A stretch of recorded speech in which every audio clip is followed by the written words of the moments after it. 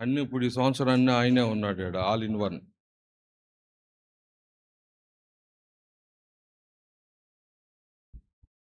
ఇంకోటి ఉండాలి, తీసుకో. ఈ సంవత్సరం మీ కొరకు ప్రార్థన చేసినప్పుడు ఉపవాస పండుగలకి ప్రభు ఒక ప్రత్యేకమైనటువంటి ప్రకటన ప్రభు ఇవ్వటం జరిగింది కనుక ఆ మాటలు చెప్పాలని ఆశతో ఉన్నాను. ఈ పగలు అందులో నుంచి కొన్ని మాటలు మనం విందాం, అలాగనే రాత్రి కూడా అందులో నుంచి కొన్ని మాటలు విందాం. ఆ సంగతులన్నీ మీకు చెప్పే ఈ దినాన నేను ఇక్కడ నుంచి బయలుదేరి వెళ్తాను. సంతోషంగా ఉన్న వాళ్ళు అల్లులు చెప్పండి, మరోసారి చెప్తారా? హల్లెలూయా. సరే, మొదటి ఇది పట్టుకోండి, అది పెట్టండి, కింద కింద పెట్టే.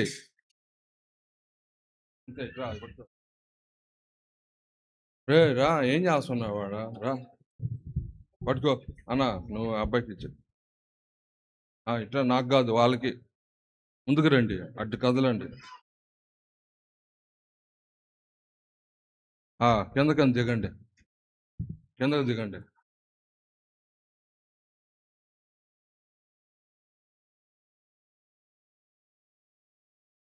మీకు అందరూ కనబడుతుంది, అటు పక్క కనబడుతున్న వాళ్ళు చేతులు పండి.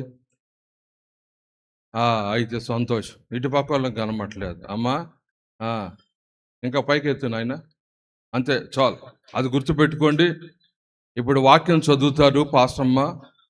పరిశుద్ధ గ్రంథం ఉన్నవారు మీ బైబిల్ తెరిచి చూడవలసిందిగా ప్రేమతో చెబుతున్నాను. ప్రకటన గ్రంథం 3వ అధ్యాయం 21వ వచనాన్ని చదువుకుండా.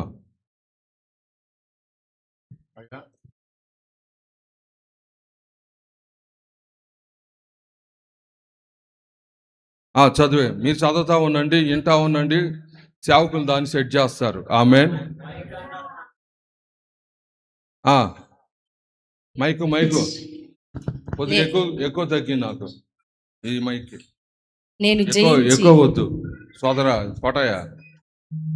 అది ఇందాక బాగుంది. ప్రైజ్ వల్ల అంతే. హెచ్ఎఫ్ తగ్గి, ప్రైజ్ వల్ల అంతే. నేను జయించి పాస్టమ్ గారికి పెట్టు.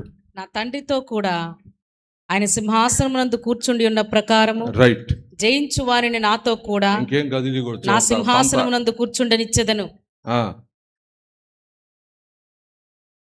నేను జయించి నా తండ్రితో కూడా ఆయన సింహాసనమునందు కూర్చుండి ఉన్న ప్రకారము జయించు వానిని నాతో కూడా నా సింహాసనమునందు కూర్చుండనిచ్చెదను. ఒక హల్లెలూయా చెప్తారా? మనకు పరిశుద్ధ గ్రంథంలో అనేక వాగ్దానాలు ఉన్నాయి, ఈ సంవత్సరం మీ బేతేల్ ప్రార్థన పరిచర్యకి దేవుడిచ్చిన వాగ్దానం చెప్తారా మీరు ఎవరైనా? సైడ్ నుంచి వస్తుంది ఎఫెక్ట్, గట్టిగా చెప్పు.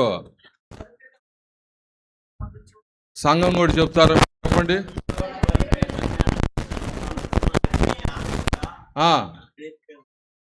హల్లెలూయా. మొత్తానికి బలిపీఠం మీద ఏం మండాలంట? అందుకని మిమ్మల్ని అందరినీ అగ్ని మండించున్నట్లుగా, మండుతున్న వారుగా ప్రభు మిమ్మల్ని మండించును గాక. ఆమేన్. ఇట్లాగా ప్రభు అనేకమైన వాగ్దానాలు ఇచ్చాడు. అలాగనే ఈ మాట కూడా వాగ్దానం ఏమిటంటే, నేను జయించి నా తండ్రి సింహాసనమునందు కూర్చున్న ప్రకారము జయించు వానిని నాతో కూడా సింహాసనమునందు కూర్చుండబెట్టెదను అని ప్రభు అయిన యేసయ్య చెప్తున్నాడు. ఈ మాట ఏమిటంటే, మీరు చూస్తున్నారు ఇక్కడ ఒక సింహాసనం ఉంది. ఈ సింహాసనం మీద తండ్రి ఉన్నాడు, ఆ పక్కనే ప్రభు అయిన యేసుక్రీస్తు ఉన్నాడు, ఆ పక్కనే జయించినటువంటి ఒక వ్యక్తి కూడా కూర్చొని వాళ్ళిద్దరితో కూడా ఆనందిస్తున్నట్లుగా, సంతోషిస్తున్నట్లుగా, వారితో కూడా ఒకే సింహాసనమునందు ఆయన కూడా కూర్చున్నట్లుగా మనం ఈ లేఖన భాగాన్ని చదువుతున్నాం. ఆమేన్. Praise the Lord. మీరు ఇంకా అందరూ ఇటే చూడాలి, ఇంకెవరు అటు ఇటు చెప్పకూడదు. మీ ఫోన్లు కూడా స్విచ్ ఆఫ్ చేసుకోవాలా. అప్పుడు ఈ సంగతులన్నీ మీకు అర్థమవుతాయి. ఎందుకనంటే మనము కూడా ఆ సింహాసనానికి వారసులు అయ్యేదానికే ఈ ప్రార్థనలన్నీ ఇక్కడ జరుగుతున్నాయి. అవునన్నవారు ఆమేన్ చెప్పండి. హల్లెలూయా. మీకు అర్థమవుతుందా? ఆ సింహాసనం ఉంది. ఆ సింహాసనం మీద ఎవరున్నారంటే తండ్రి అయిన దేవుడు ఉన్నాడు. ఇప్పుడు ఆ సింహాసనం మీద ఎవరున్నారంటే మన ప్రభు అయిన యేసుక్రీస్తు ఉన్నాడు. ఇప్పుడు ఆ పక్కన ఎవరున్నారనంటే జయించిన వారు ఉన్నారు. అందుకని యేసయ్య చెప్పకనే చెప్పాడు ఏమనంటే, నేను జయించి ఎక్కడికి వచ్చాను? సింహాసనం మీదకి వచ్చాను. అలాగనే మీరు కూడా ఏం చేయాలట? జయించి ఎక్కడికి రావాలి? అదే సింహాసనానికి రావాలి. ఒక మాట, ఒక రాజు మరొక రాజ్యం మీదకి వెళ్ళినప్పుడు ఆ రాజ్యాన్ని జయిస్తే ఇప్పుడు వాళ్ళు ఓడిపోవటం వలన ఆ సింహాసనమే కానీ ఆ రాజ్యమే కానీ రాజ్యమందున్న సమస్తము ఎవరికి దక్కుతుందంటే జయించినటువంటి వానికే దక్కుతుంది. అలాగనే ఈ సింహాసనం దక్కాలంటే యేసు ప్రభు అట జయించాడు. చాలు పాస్టర్ గారు. యేసు ప్రభు జయించాడు. అలాగనే ఆయన కోరుతున్నాడు, నేను జయించిన ప్రకారం మీరు కూడా ఏం చేయాలి? మీరు కూడా ఏం చేయాలట? పక్కన చెప్పండి, యేసు వలె నేను జయించాలి అనండి. మరోసారి చెప్పండి, యేసు వలె మనం ఏం చేయాలట? జయించాలి. అందుకని ఈ కూడికల యొక్క ఉద్దేశం ఏమిటంటే యేసు వలె జయించుట కొరకే. గట్టిగా చప్పలు కొడదాం. ఆమేన్. హల్లెలూయా. ఆశీర్వాదాలు కొంతమందికి, రోగాలు బాగయ్యేది కొంతమందికి, పిల్లలు కొంతమందికి, ఇల్లులు కట్టేది కొంతమందికి. అర్థమవుతుందా? ఇతర ప్రభు వలన కలుగుతున్న మేలులు ఒకరికి మరొకరికి వ్యత్యాసం ఉంటుంది. అయితే జయించే విషయంలో మాత్రమనంట అందరికీ, సేవకులకే కానీ, స్త్రీలకే కానీ, పురుషులకే కానీ, యవనస్తులకే కానీ ప్రతి వారంట జయించాలి. Praise the Lord. హల్లెలూయా. ప్రతి వారు ఏం చేయాలట? జయించాలి. అందుకని జయిస్తేనే మనకేం దక్కుతుంది చెప్పండి? సింహాసనం దక్కుతుంది. అందుకని జయము లేకపోతే ఎవరి జీవితాల్లో కూడా వారికి ఏం దక్కదు? సింహాసనము దక్కదు. నువ్వు ఎన్ని వారాలు వచ్చినా, ఎన్ని నెలలు వచ్చినా, ఎన్ని కానుకలు ఇచ్చినా, ఎంతగా ప్రార్థనలు చేయించుకున్నా, ఇంట్లో ప్రార్థనలే పెట్టించుకున్నా, నీలో జయ జీవితం లేకపోతే నీకేం దక్కదండి?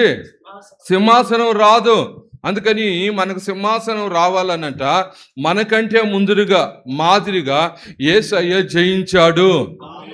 Praise the Lord. హల్లెలూయా. హల్లెలూయా.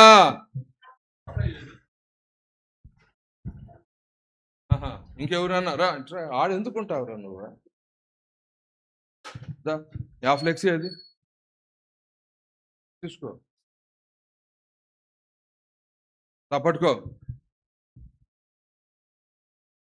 కోటప్ తమ్ముడు నువ్వు కోటప్కే అంత జెరాక్స్ ఉన్నట్టు రా నాయన. హల్లెలూయా. ముందుకు రండి. కాస్త వాళ్ళకి కనబడాలి బాగా. ఇదంతా నేను చెప్పట్లేదు కానీ బాగా గమనించండి. ఇప్పుడు అటుపో, అటు వెళ్ళిపో. ఇట్రా నువ్వు కూడా కదులు. పట్టుకో. ఇప్పుడు పట్టుకోండి. అది మీకు అర్థం అవ్వాలి. సేవకులకు తెలుసు ఇదంతా, మీకు అర్థం అవ్వాలి. ఆమె చెప్తారా? అర్థమైంది. జయించిన వానికి ఏం కలుగుతుందంట చెప్పాలి. మీరు బాగా వినాలి ఈ మాటలు. ఏం కలుగుతుంది అర్థమవుతుందా? ప్రతి వారికి ఏముందంట? సింహాసనం ఉంది. ఆ సింహాసనము మనకి యేసయ్య ఇవ్వాలని ఆయన మనకంటే ముందుగా జయించాడు. ఆమేన్. అందుకని నీలో కూడా జయ జీవితం వచ్చినప్పుడు నీకు కూడా ప్రభువు ఇస్తాడు. ఏమిటంట? సింహాసనము. ఆమేన్ చెప్తారా? ఆమేన్. అయితే బాగా గమనించండి, ప్రభువు సింహాసనాన్ని అక్కడ పెట్టాడు. ముందు నుంచి సింహాసనం ఉంది. అది ఎవరిదనంటే దేవునిది సింహాసనం. ఈ మాటలు బాగా గుర్తుపట్టాలి. దేవునిది సింహాసనం. దేవుని సింహాసనం అయితే ఈ సింహాసనాన్ని దేవుడు ఏమని తలంచాడనంటే నా కుమారులకి ఇవ్వాలి, నా పిల్లలకి ఇవ్వాలి. ఆయన తలంచాడు. అప్పటికి ఇంకా ఆదామును చేయలేదు, అవను చేయలేదు. అర్థమైందా? భూమిని ఇంకా ఆయన కలుగు చేయలేదు. అయితే ఆయన ఆకాశములు కలుగు చేసినప్పుడు, ఈ మాటలు మీరు గమనించండి, ఆకాశములు కలుగు చేసినప్పుడు దేవదూతలను కలుగు చేశాడు. ఈ దేవదూతలను కలుగు చేసినప్పుడు ఒక దేవదూత ఉంది. ఆ దేవదూత పేరు ఏమిటంటే తేజో నక్షత్రం. తెలుగులో, ఇంగ్లీష్ బైబిల్లో ఉంటుంది లూసిఫర్ అని. ఆ లూసిఫరు, కెరూబులు, సెరాబులు, మికాయేలు, గాబ్రియేలు వీళ్ళందరూ దేవదూతలు అనమాట. ఈ దేవదూతలందరినీ దేవుడు తన సమ్ముఖమందు పెట్టి వాటికి ఒక్కొక్క ప్రాధాన్యతనిచ్చాడు, ఒక్కొక్క బలాన్ని ఇచ్చాడు, ఒక శక్తిని ఇచ్చాడు, ఒక జ్ఞానాన్ని ఇచ్చాడు, ఒక శౌర్యాన్ని ఇచ్చాడు, అన్నిటిని ఇచ్చాడు. అలాగనే వాటిలో ప్రాముఖ్యమైనటువంటి తేజో నక్షత్రమైన ఈ లూసిఫర్ అనేటువంటి దేవదూతకి ప్రభు ఏమిచ్చాడంటే సింహాసనాన్ని కూడా ఇచ్చాడు. గుర్తుపట్టండి, చదవండి ఆ మాటని. యెషయా గ్రంథం 14వ అధ్యాయం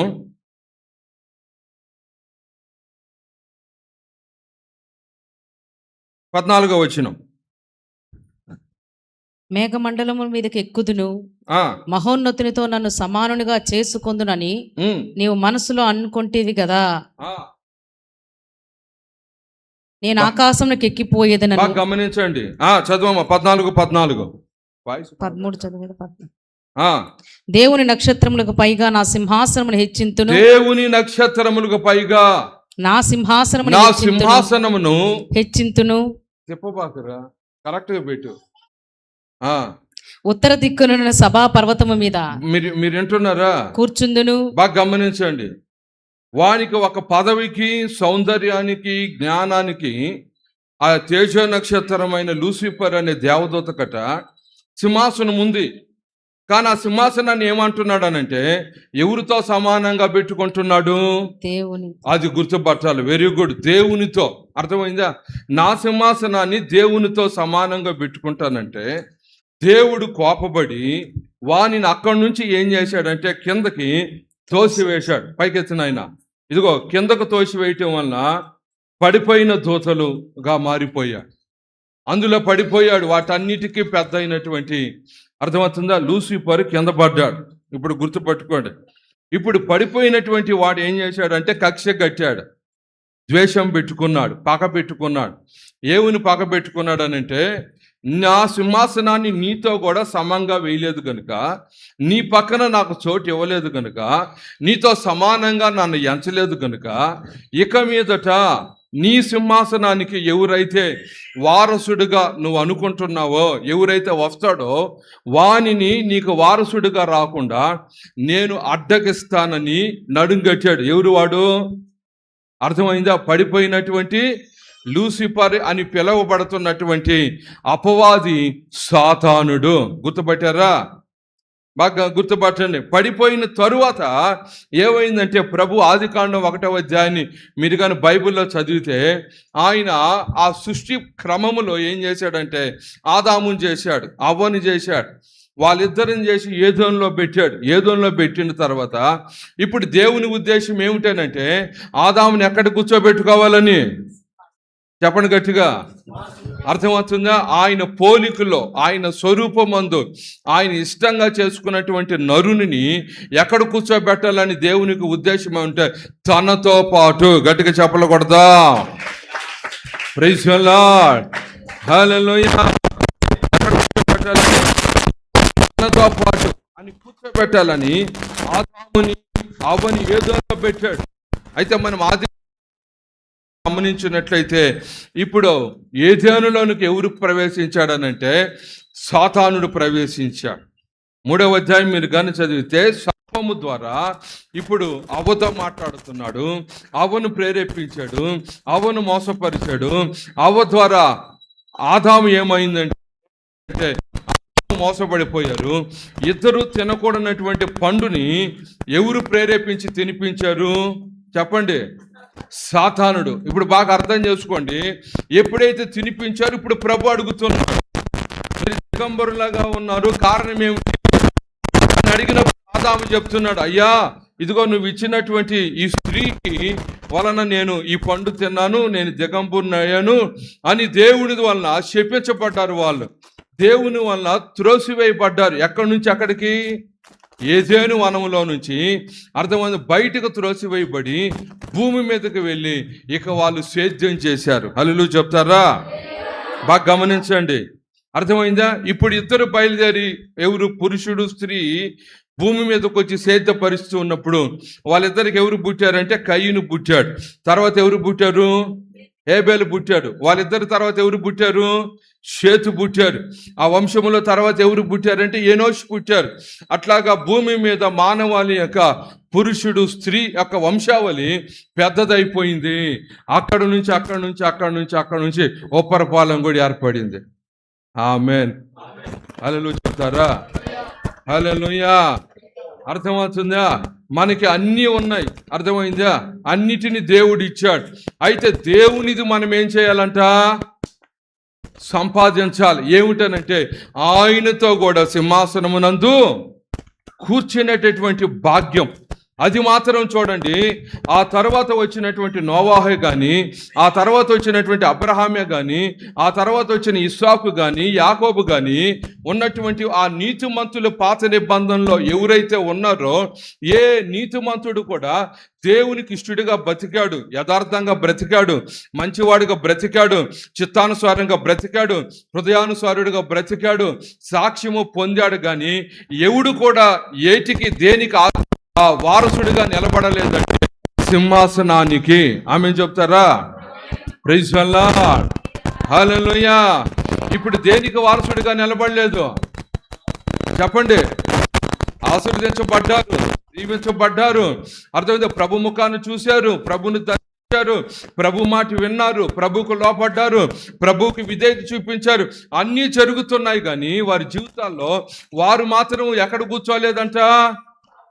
ఎవరితో కూడా కూర్చోలేదంట? తండ్రి అయినటువంటి దేవునితో కూడా వాళ్ళు ఎవరూ కూర్చోలేదంట. హల్లెలూయా, హల్లెలూయా. ఎందుకనంటే వాళ్ళు దీవించబడుతున్నారు, కానీ వారి జీవితాల్లో ఏమి లేదంటే జయము. ఈరోజు నీ మాటలు వింటున్నావు, నీవు కూడా ప్రార్థనకి వెళ్తున్నావు, ఆరాధనకి వెళ్తున్నావు, అర్థమవుతుందా? ప్రార్థన చేపించుకుంటున్నావు, వాగ్దానాలు తీసుకుంటున్నావు, అయితే బల్లలో కూర్చుంటున్నావు, ప్రభు బల్ల తీసుకుంటున్నావు. కానీ నీలో జయము అనేటటువంటి ఒక జీవితం నీలో ఉన్నదా అనేది నువ్వు ప్రశ్న వేసుకోవాలి. నీలో జయ జీవితం ఉందా? సాక్ష్యం చెప్తావు లేచి, నేను దీవించబడ్డాను, పాస్టర్ గారు ప్రార్థన చేస్తే నేను మందిరానికి వస్తే నేను దీవించబడ్డాను, ఆశీర్వదించబడ్డాను, నా పిల్లలకి పెళ్ళయింది, ఆడు పాస్ అయ్యాడు, నేను ఇల్లు కట్టాను, ఓపెనింగ్ చేశాను అన్నీ చెప్తున్నావు. కానీ ప్రభు సింహాసనమునందు నువ్వు కూడా ఆయనతో పాటు కూర్చోవాలనంటే మనమంట జయించాలి. హల్లెలూయా చెప్తారా? హల్లెలూయా. మీరు కూర్చోండి, ఆయన నేను తీసేయండి, చదువురా, వెళ్ళిపో. మీకు నాటికలో పెట్టాలి మిమ్మల్ని. గట్టిగా హల్లెలూయా చెప్తారా? అతను అట్లే ఉంది. దాని మీద ఎవరున్నానంటే తండ్రి అయినటువంటి దేవుడు అట్లాగే ఉన్నాడు. దాని మీద తండ్రి అయిన దేవుడు అట్లాగే ఉన్నాడు. కానీ అబ్రహాం రాలా, ఇస్సాకు రాలా, యాకోబు రాలేదు, యోసేపు రాలేదు, దావీదు రాలేదు, సింహం బోన్లో నుంచి వచ్చిన దానియేలు రాలేదు, బాప్తిస్మిచ్చి యోహాను రాలేదు, ఏలియా రాలేదు, ఎలీషా రాలేదు, ఎవరు రాలేదు. ఎందుకనంటే వారి జీవితాల్లో జయము కొరతగా ఉంది, జయము తక్కువగా ఉంది. మీకు అర్థమవుతుందా? జయము వారిలో కొరతగా ఉంది. అందుకని వారికంట సింహాసనం యొక్క దేవునితో కూడా కూర్చున్నటువంటి ఆ దీవునంట వాళ్ళకి కలగలేదు. లోకంలో రాజులయ్యారు, గొప్ప వాళ్ళు అయ్యారు, ధనికులయ్యారు, పేరు ప్రఖ్యాతులు పొందారు, అన్నీ వచ్చాయి. కానీ పరలోకమందు ఉన్నటువంటి తండ్రి కుడిపార్శ్వం మీద ఆసురుడు అయ్యేదానికనంట వారు ఎవరు కూడా యోగ్యులుగా మారలేదు. ఆ యోగ్యత అంట ప్రశ్నగా మిగిలింది, ఆ ప్రశ్నగా మిగిలింది. కానీ ప్రభు వాగ్దానం చేశాడు కదా, నేను జయించి నా తండ్రి సింహాసనము నందు కూర్చున్న ప్రకారము జయించి వానిని నాతో కూడా సింహాసనం నందు ఏం చేస్తాడట? కూర్చుంట పెడతాను. ఓ రిబా షబల కతురా, ఓ రిమా కతురా మన కతురా, ఓ రిబా షబాకి ఆలబతురా. హల్లెలూయా, హల్లెలూయా, హల్లెలూయా. అందుకని ఆ సింహాసనము ప్రభు మనకి ఇవ్వాలని ఆయన పని ప్రారంభిస్తే, ఆయన ఆలోచన ప్రారంభిస్తే, ఆయన సంకల్పాన్ని ప్రారంభిస్తే, ఆయన చిత్తాన్ని ప్రారంభిస్తే, ఆయన ప్రేమను ప్రారంభిస్తే అడ్డుగా ఎవడున్నాడు అని అంటే సాతానుడు వచ్చాడు. సాతానుడు వచ్చి ఎవరిని మోసం చేశాడు చెప్పండి? ఆదికాండంలో ఆదాముని అవ్వను. ఈ మాట మీరు గుర్తుపట్టాలి. ఎవరిని మోసం చేశాడు? ఆదాముని అవని. లవిలో వింటున్నారా? ఎవరిని మోసం చేశాడు? ఆదాముని అవ్వని మోసం చేశాడు అనమాట. అందుకని మన ప్రభు అయినటువంటి దేవుడు, యోహాను సువార్త 1వ అధ్యాయం చదవండి. ఇప్పుడు చదువుదాం. యోహాను సువార్త 1:1. ఆదియందు వాక్యముండెను, ఆదియందు వాక్యముండెను, వాక్యము దేవుని యొద్ద ఉండెను, వాక్యము దేవుడై ఉండెను. ఆయన ఆదియందు దేవుని యొద్ద ఉండెను. సమస్తమును ఆయన మూలముగా కలిగెను. కలిగి ఉన్నది ఏది ఆయన లేకుండా కలుగలేదు. ఆయనలో జీవముండెను, ఆ జీవము మనుషులకు వెలుగై ఉండెను. చాలమ్మా. 14 వచ్చిన చదువుతారా? ఆ వాక్యము శరీరధారి అయి. బాగా వినండి. వాక్యమై ఉన్న దేవుడు, ఆయన లేకుండా ఏది కలగలేదని చెప్పినటువంటి ఆయన దేవుడై ఉన్నటువంటి ఆయన అంట కృపాసత్య సంపూర్ణుడుగా ఆయన ఈ లోకమందు ప్రత్యక్షమయ్యాడు. ఆయన ఎవరో కాదు, మన రక్షకుడైన మన ప్రభు అయిన యేసయ్యా. ఆమేన్, హల్లెలూయా. ఎవరంట ప్రత్యక్షమైంది? ఎవరంటే ఈ లోకానికి వచ్చింది? ఈ భూమి ఆకాశములు కలుగు చేసిన ఆయనే వచ్చాడు. వినాలి ఈ మాట, ఆయనే వచ్చాడు. ఆయన గురించి కొరింథీయులకు రాసిన పత్రిక 15వ అధ్యాయంలో ఒక మాట చెప్పింది. ఏమని చెప్పింది అని అంటే, యేసు ప్రభుకి చాలా పేర్లు ఉన్నాయి. అర్థమైందా? గొర్రెల కాపరి అని అర్థమైందా?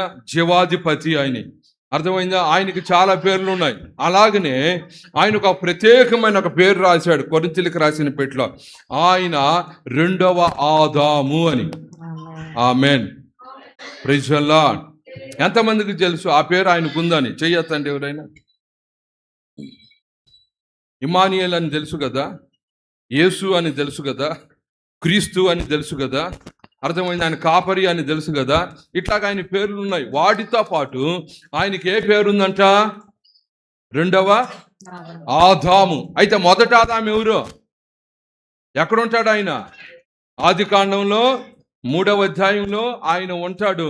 అర్థమవుతుంది. ఆ మొదటి ఆదాముని ఎవరు మోసం చేశారట? అది గుర్తుపట్టాలి. ఆయన భార్య అయినటువంటి అవ్వను ఎవరు మోసం చేశారట? సాతానుడు.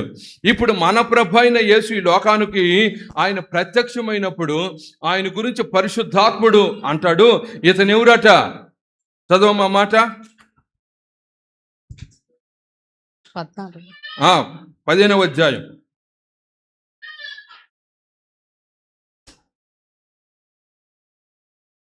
ఆదాము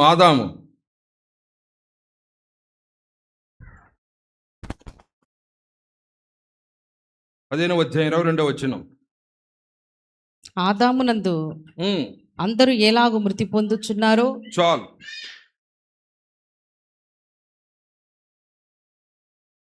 45వ వచనం కూడా చదవండి. ఇందు విషయమై ఆదామను మొదటి మనుషుడు జీవించు ప్రాణి ఆయన. ఆదామను మొదటి మనుషుడు జీవించు ప్రాణి ఆయను వ్రాయబడి ఉన్నది. కడపటి ఆదాము అంట జీవింపచేయు ఆత్మ ఆయను. గట్టిగా హల్లెలూయా చెప్తారా? హల్లెలూయా. బైబిల్లో 2 ఆదాములండి. ఒక ఆదాము ఎవరంటే ఆది కాండంలో ఉన్నటువంటి ఆదాం. 2వ ఆదాము ఎవరంటే మన ప్రభు అయిన యేసయ్య. ఈయన ఈ లోకానికి వచ్చాడు. ఈయన ప్రత్యక్షపరచబడ్డాడు. ఈయన వచ్చాడు. అందుకని దేవునికి ఇద్దరు కుమారులుగా ఎంచబడ్డారు. మొదటిది ఎవరనంటే మొదటి ఆదాము. అర్థమవుతుందా? లోకాసు వార్త మనం చదివితే ఆదాము దేవునికి కుమారుడు అని రాశాడు. అలాగనే మన ప్రభు అయిన యేసయ్య బాప్తీసం తీసుకొని ఆయన బయటకు వచ్చినప్పుడు ఆకాశము తెరవబడి పరిశుద్ధాత్ముడు పావురం వల్ల ఆయన మీద దిగి వచ్చినప్పుడు తండ్రి చెప్తున్నాడు, ఈయన నా ప్రియ కుమారుడు. ప్రైజ్ ది లార్డ్, హల్లెలూయా. దేవుడు ఇద్దరు గురించి కుమారుడు అని చెప్పాడు. మొదటిది ఆదాము గురించి, రెండోది ప్రభు అయిన యేసయ్య గురించి. ఎప్పుడైతే ఆయన కుమారుడని చెప్పాడో అర్థమవుతుందా, ఆయన ఇప్పుడు ముద్రింపబడ్డాడు. బయలుపరచబడ్డాడు, తెలియపరచబడ్డాడు. ఎవరనంటే ఈయన దేవుని కుమారుడు. ఒక హల్లెలూయా చెప్తారా? హల్లెలూయా, హల్లెలూయా. అందుకని ఈ లోకమందు 3.5 సంవత్సరము ఈయన జయించాడు, 7టిని జయించాడు. ఇదేనా నాకు చెప్పబోతున్నాను. మీకు ఈ పూట 4 చెప్తాను, రాత్రికి 3 చెప్తాను. మొత్తం ఎన్ని? 7. ఒక హల్లెలూయా చెప్తారా? మరోసారి చెప్తారా? హల్లెలూయా. అది చెప్తున్నాడు అనమాట. నేను జయించి నా తండ్రి, అర్థమవుతుందో, సింహాసనము నందు కూర్చున్న ప్రకారము జయించు వానిని నాతో కూడా ఏం చేస్తాను. అందుకని నువ్వు ఇక్కడ గుర్తుపట్టాలి. ఇక్కడ యేసు ప్రభు తండ్రి యొక్క, అర్థమవుతుంది, ఆయనతో కూడా కూర్చుండేదానికి ఈయన జయించాడు. ఇప్పుడు ఈయన చెప్తున్నాడు, నాతో కూడా మీరు కూర్చున్న వాళ్ళంటే నేను జయించినట్లుగా మీరు జయించాలి. Praise the Lord. ఎలా జయించాలంట? ఈయన ఏమేమి జయించాడో మనము కూడా అదే జయించుదుము గాక. ఓ రబ కతుర బల కతుర, ఓ రిమా శమ కతున మన కతుర. అర్థమైందా? ఏది జయించాలో అదే జయించాడు. అర్థమవుతుందా? ఏ ఒక్కటి కూడా మిస్ అవ్వకూడదు, ఏ ఒక్కటి కూడా పక్కన పెట్టకూడదు, ఏ ఒక్కటి కూడా మానుకోకూడదు, ఏ ఒక్కటి కూడా విడిచిపెట్టకూడదు. యేసు జయించినట్లుగా నువ్వైనా, సేవకుడైనా, విశ్వాస అయినా, ఈ మాటలు వింటున్న, లైవ్లో వింటున్న మీరైనా సరే జయిస్తేనే మనకేం దక్కుతుందంట? తండ్రితో కూర్చోగలిగినటువంటి, యేసయ్యతో కూర్చోగలిగినటువంటి సింహాసన భాగ్యము మనకు కలుగుతాది. ఆమేన్, ఆమేన్. అందుకని ఈ ప్రార్థనలేనైనా, ఈ ఆదివారం ఆరాధనలేనైనా, శనివారం ప్రార్థనేనైనా, భక్తి జీవితమైనా, విశ్వాస జీవితమైనా, పరిశుద్ధమైన జీవితమైనా, ఏ జీవితమైనా ఎందుకొరకనంటే మనము సింహాసనమునందు కూర్చుండేదానికి మనము జయించాలి. అర్థమైందా? యేసయ్య ఇక్కడ లేకుండా ఇక్కడ నిలబడి, యేసయ్య ఇక్కడ లేకుండా ఇక్కడ నిలబడి మనకు చెప్పట్లా. ఇప్పుడు ఒక గేమ్ ఆడేవాడు కోచర్ ఉంటాడు, అర్థమవుతుంది, గేమ్ ఆడుతున్నటువంటి ఆటగాడు ఉంటాడు. ఒకప్పుడు ఆ కోచర్ ఎవరనంటే ఆట తెలిసిన వాడే. మీకు అర్థమవుతుందా? కబడ్డీ ఆడేవాడిని తెచ్చి క్రికెట్లో ఎంపైర్గా పెడితే అట్టుంటుంది. ఏమంటే బాల్ వేయమంటాడా, కబడ్డీ అని అరవమంటాడా? మీకు అర్థమైందా? అట్లాగే మన ప్రభు అయిన యేసయ్య అటు పక్క నిలబడి, అర్థమైందా, అనగా పరలోకమందు ఉంది, ఏయ్ భూమి మీద ఉన్న మనుషులారా, భూమి మీద ఉన్నటువంటి స్త్రీలారా, పురుషులారా, భక్తులారా, మీరు జయించరావాలి సింహాసనం ముందు అని అనలా. ఆయన మన శరీరము లాగే, మన శరీరం ముందు ఆయన ప్రత్యక్షమయ్యాడు, మన పోలికలోకి వచ్చాడు, లోకములోకి వచ్చాడు, భూ సంబంధమైన మనుషుల యొద్దకు వచ్చాడు. ఆయన మన వలె తల్లి గర్భంలో పుట్టాడు. ఈ లోకములో మనుషుడు ఎదిగినట్లుగా ఆయన వయసు ఎందు ఎదిగి ఈ లోకమందు ఆయన సమస్తమును జయించాడు. Praise the Lord. హల్లెలూయా. ఆయన జయించకుండా, అర్థమవుతుంది, మీరు జయించని చెప్పలేదు.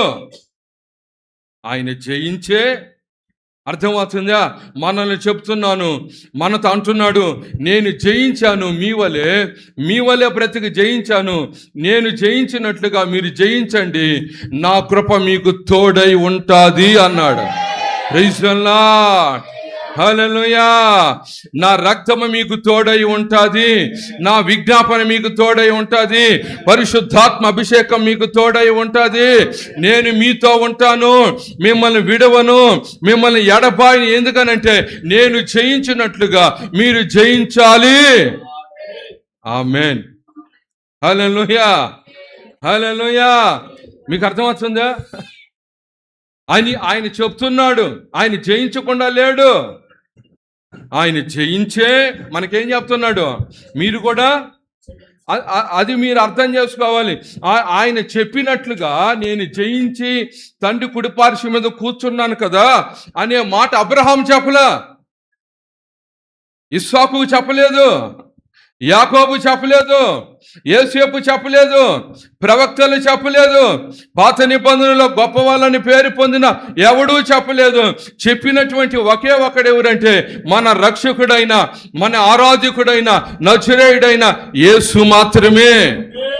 గట్టిగా చెప్పలు కొడతారా?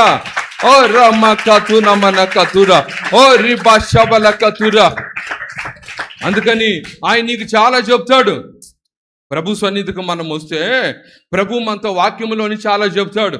నేను నిన్ను విడవను, నీకు తోడై ఉన్నాను, నిన్ను ఆదరిస్తాను, నిన్ను ప్రేమిస్తాను, నిన్ను కనికరిస్తాను, అర్థమైందా? నీ కృప చూపుతాను, అర్థమైంది, నిన్ను ఆశీర్వదిస్తాను, నిన్ను లేవనెత్తుతాడు. ఎన్ని చెప్తాడు లేదా?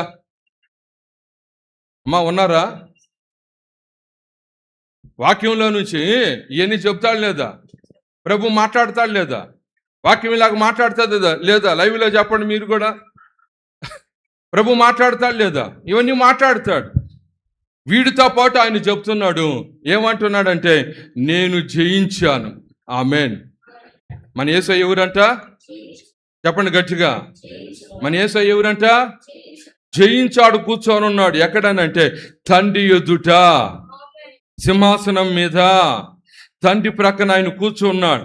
ఇప్పుడు పని ఏమిటనంటే, ఇప్పుడు నీది నాది ఈ మాటలు వింటున్నటువంటి ప్రతి వారు పని ఏమిటంటే మనము యేసు వలె జయించుదుము గాక. ఆమేన్. నువ్వు ప్రభుని ఎందుకు నమ్ముకున్నావు? ప్రభుని ఎందుకు విశ్వసించావు? నువ్వు ప్రభు రక్తంలో ఎందుకు కడగబడ్డావు? ప్రభు బల్ల ఎందుకు తీసుకుంటున్నావు? ప్రభు వలన ఆత్మ ఎందుకు పొందావు? ప్రభు యొక్క నామంలో ఎందుకు ప్రార్థన చేస్తున్నావు అని అంటే, ప్రభు యొక్క ఉద్దేశం ఏమిటంటే ఆయన వలె మనము ఏం చేయాలట? చెప్పండి గట్టిగా. జయించాలి. జయించాల్సిన 7 ప్రారంభించే ముందర అర్థమవుతుందా? ఒక ప్రశ్న మిమ్మల్ని ఏమంటారా? లైవ్లో కూడా, ఇది ఎన్నో నెల? 8 కదా? 8వ నెల. ఏ సంవత్సరం ఇది? ఏ సంవత్సరము? 2020. ఏ 26 8వ నెలలో 8 నెలలు అవుతుంది. ఒక అబద్ధం చెప్పలేదు అని వాళ్ళు చెయ్యతండి. ఒక అబద్ధం. నా భర్తకు కూడా నేను అబద్ధం చెప్పలేదు, నా భార్యకు నేను అబద్ధం చెప్పలేదు, మా పాస్టర్ గారికి ఏం చెప్పలేదు, అబద్ధం చెప్పలేదు అన్నోళ్ళు చేయొద్దండి. బా, నేను చెప్పలేదు అంటే చెయ్యొచ్చు. టాటా కదా నాకు. Very good. అయితే పాటప్ప నువ్వు కూడా. అర్థమైందా? అదే అన్నమాట. జయించటం అంటే అబద్ధం చెప్పకుండా ఉండాలి. ఆమెను చెప్పండి. చెప్పు గట్టిగా. నేను అడుగుతున్నాను మిమ్మల్ని, ఇప్పుడు నుంచి రాబోతున్నటువంటి ఇంకా అన్ని దినాలలో మనం ఏం చెప్పమిక? నేను అబద్ధము చెప్పను. చెప్పండి గట్టిగా. మీరు యేసయ్య కుమారులా సాతాను కుమారులా? యేసయ్య అబద్ధం చెప్తాడా? అయితే మీరేడు చెప్తున్నారు తల్లి? మీకు ఒక సంగతి తెలుసా? యేసయ్య దగ్గరికి వెళ్ళి ఏసయ్య అబద్ధం చెప్పయ్యా ఒకరోజు నా కొరకని చెప్తాడా?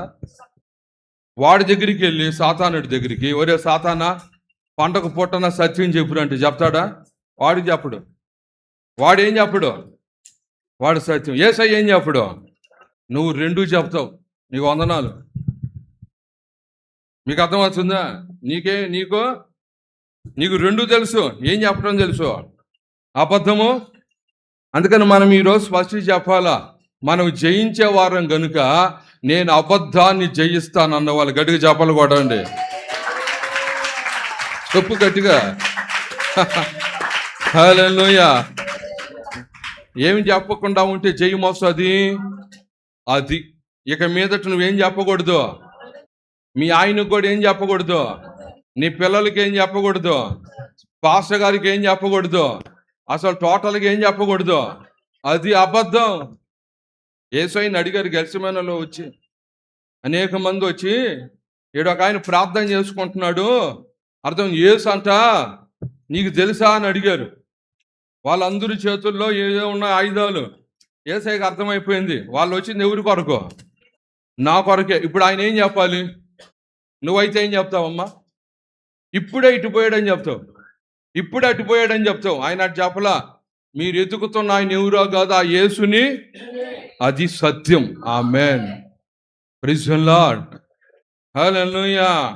అందుకని ఈ సత్యమైన కృప మీకు ఉండును గాక. చెప్పు గట్టిగా. అది ప్రభు ఇచ్చినట్లు ఆకాశం వైపు చేయెత్తి దేవునికి స్తోత్రం చెల్లించండి. హల్లెలూయా. అర్థమవుతుంది. ఇక మీదట మనం ఏం చెప్పము, అది అబద్ధం చెప్పేదానికి అన్ని ఆటంకాలు వస్తాయి. నువ్వు ఎప్పుడైతే చెప్పకుండా ఉంటావే అప్పుడు నీకు దేని మీద జయమొచ్చింది? అబద్ధం మీద. ఇట్లాగా ప్రతి దినము మన దినచర్యలో ఆ సింహాసనం మనకు దక్కాలంటే అన్నిటి మీద జయము కలుగును గాక. Praise the Lord. అది ఆమేన్. అంత సులువు కాదు అది. నీ టైం రేపే ప్రారంభం అవుతుంది. ఏంది అబద్ధం చెప్పాలా? ఇంకేం చెప్పాలా? సత్యం చెప్పాలి. రేపే ప్రారంభం అవుతుంది. కోటప్ప నీ ఇష్టం అప్పక కోట మీ సంగతి అర్థమైందా? అయినను మనం ఏం చెప్పకూడదంట, అబద్ధం చెప్పకుండా మనము చేయించి సత్యమే చెప్పి, మరణమైన సత్యమే చెప్పి ప్రభు సింహాసనానికి వారసులుగా మారుదుము గాక. హల్లెలూయా. హల్లెలూయా. అందుకని ప్రతి వారు ఏం చేయాలంట? జయించాలి. ఎవరి వలె జయించాలి? అయ్యా నన్ను అబ్రహాం లాగా మార్చయ్యా, ఇస్సాకు లాగా మార్చయ్యా. అర్థమవుతుంది. ఎందుకో? ముగ్గురు భార్యలుగా. దేనికి? వాళ్ళలాగా ఇంకా కొత్త నిబంధన వాళ్ళు మనకి మాదిరే కొంచెంలో, కానీ పరిపూర్ణంగా మాదిరి ఎవరనంటే యేసు. Praise the Lord. హల్లెలూయా. ఎందుకనంటే ఆయన జయించాడు. ఏమేమి జయించాడో 4 చెప్తాను ఈ పూట. సరిగ్గా 1 గంట ముగిస్తా. నెంబర్ 1 ఏం జయించాలి? చదవండి పరిశుద్ధ గ్రంథంలో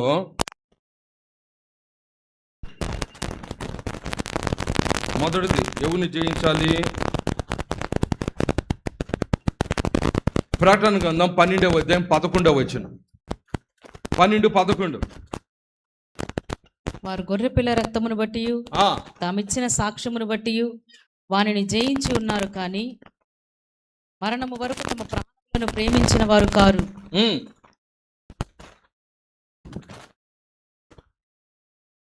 ఏమిటంట? వారు గొర్రెపిల్ల రక్తమును బట్టి తామిచ్చిన సాక్ష్యమును బట్టి వానిని జయించి ఉన్నారు. వానిని అంటే సాతానుని, అపవాదిని జయించాడు. అపవాదిని నెంబర్ 1. సాతాను నువ్వేం చేయాలంట? నువ్వు జయించాలి.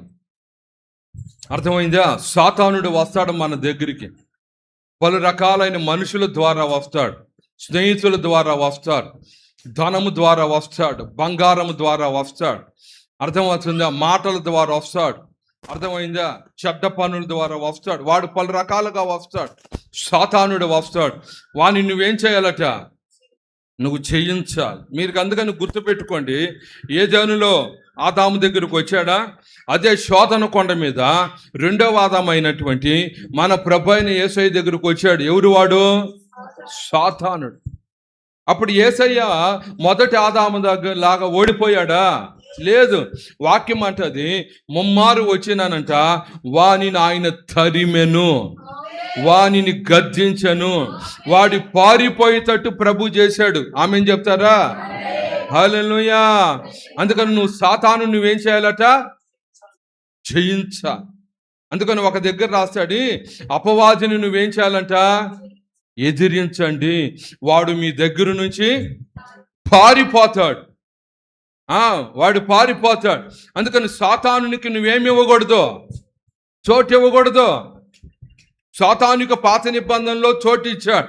అంతెందుకు, దావీదు కూడా చోటు ఇచ్చాడు. ఒకసారి దావీదు కూడాట సాతాను యొక్క ప్రేరేపణకు లోబడ్డాడు.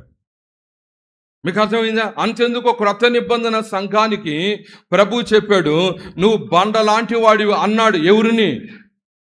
పేతుర్ని.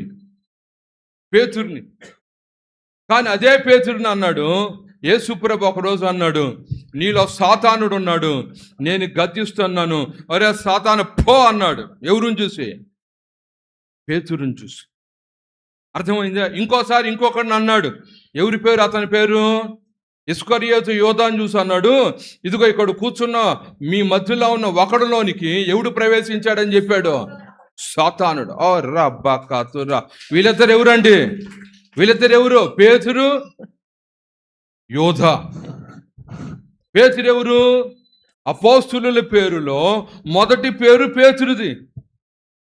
అర్థమైందా? అపోస్తులుల పేరులో యోధ ఒక అపోస్తులుడుగా ఉన్నాడు.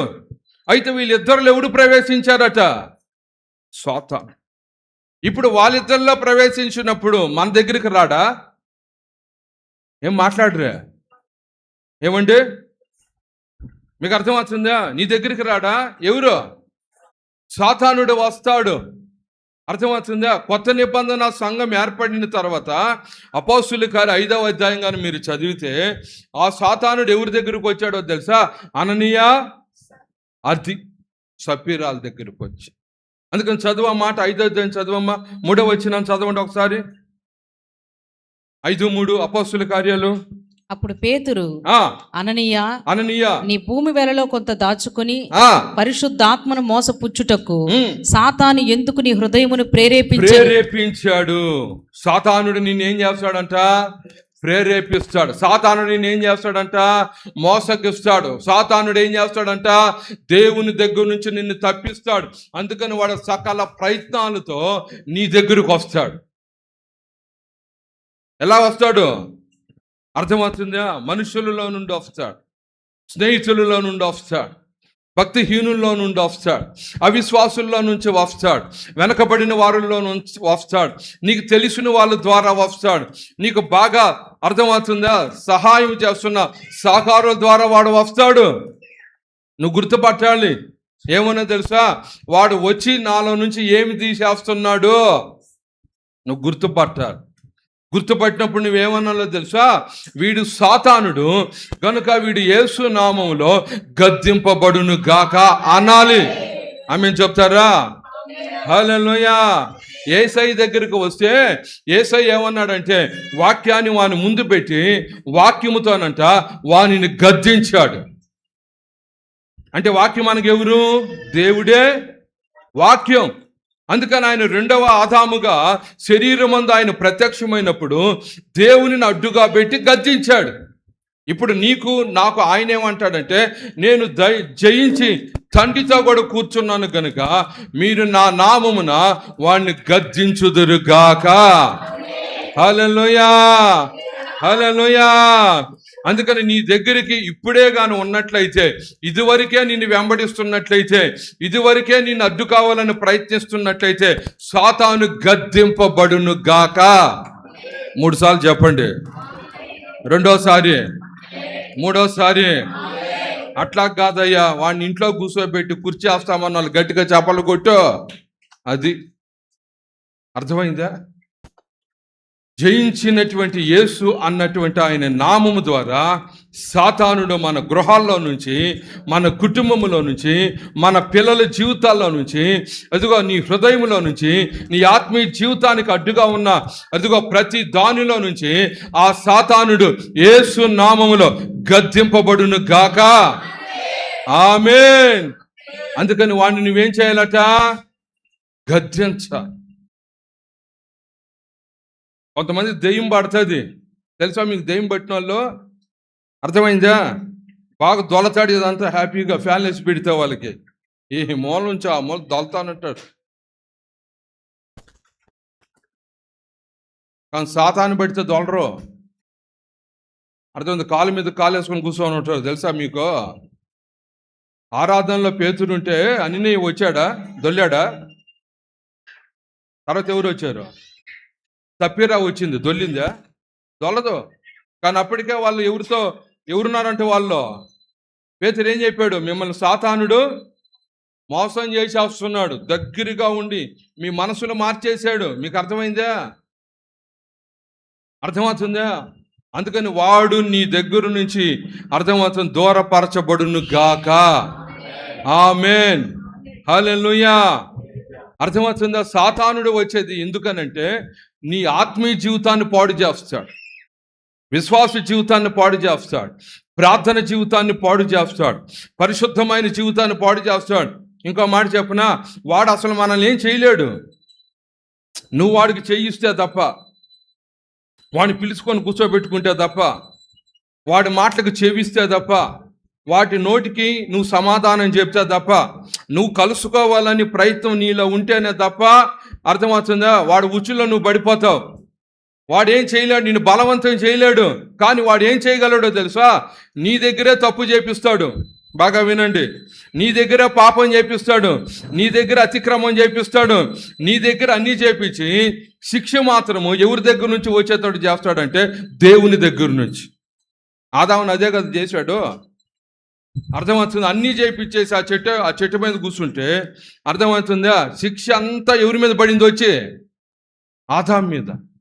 అందుకని ప్రియమైన వాళ్ళరా, అర్థమవుతుందా, వానికి నువ్వు చోటు ఇవ్వద్దు, వానితో నువ్వు మాట పెట్టుకోవద్దు, వాని మాటలకి నీ హృదయం ముందు స్థానం ఇవ్వద్దు.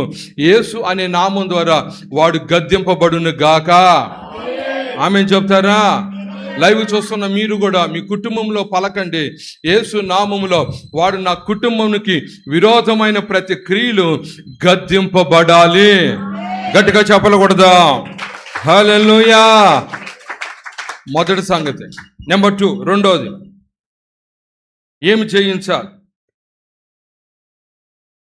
రోమాపత్రిక 6వ అధ్యాయం 12-13 వచనాలు చదువుదాం. కాబట్టి శరీర దురాశలకు లోబడినట్లుగా చావునకు లోనైన మీ శరీరమందు పాపమును ఏలనీయకుడి, మరియు మీ అవయములను దుర్నీతి సాధనములుగా పాపమునకు అప్పగింపకుడి. అయితే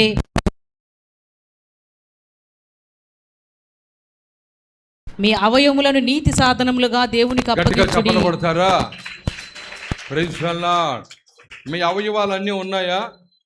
అర్థమైంది. చేతులు, కాళ్ళు, కళ్ళు, చెవు, నోరు, నాలుక, ఇవన్నీ ఏమిటంట? మన శరీరం అందున్నటువంటి ఈ ప్రతి అవయములో ప్రభు చెప్తున్నాడు, పాపము కనబడకూడదు. ఆమెను చెప్పండి. అంటే ఏం చేయించాలంట? పాపాన్ని ఏం చేయాలి? జయించాలి. ఇందాక నేను మిమ్మల్ని అడిగాను, అబద్ధం అంటే ఏమిటి? పాపం. అబద్ధము యేసయ్యది కాదు. అబద్ధం ఎవరిదండి? ఎక్కడుంది ఆ మాట? అబద్ధము సాతానుడిదని ఎక్కడుంది మాట? చదవండి ఆ మాటని. యోహాను సువార్త 8వ అధ్యాయం 44వ వచనం చదువుదాం. 8:44 చదవండి ఒకసారి. మీ తండ్రి యొక్క అపవాది సంబంధులు మీ తండ్రి దురాశలు నెరవేర్చగోరుచున్నారు. ఆది నుండి వాడు నరహంతకుడై ఉండి సత్యమందు నిలిచిన వాడు కాడు, వాని యందు సత్యమే లేదు. వాడు అబద్ధమాడునప్పుడు తన స్వభావమును అనుసరించి మాటలాడును. ఆమేన్. అబద్ధం ఎవరంట? అపవాదిది, సాతానుడిది. అర్థమవుతుందా? అట్లాగే శరీరం అందున్నటువంటి ప్రతి అవయము అందునంట ఏమి కనబడకూడదంట? పాపం కనబడదు, అసూయ కనబడకూడదు, ద్వేషం కనబడకూడదు, కక్ష కనబడకూడదు. అర్థమవుతుందా? బూతు మాటలు కనబడకూడదు, అల్లరి కనబడకూడదు. ఎక్కడ కనబడకూడదు?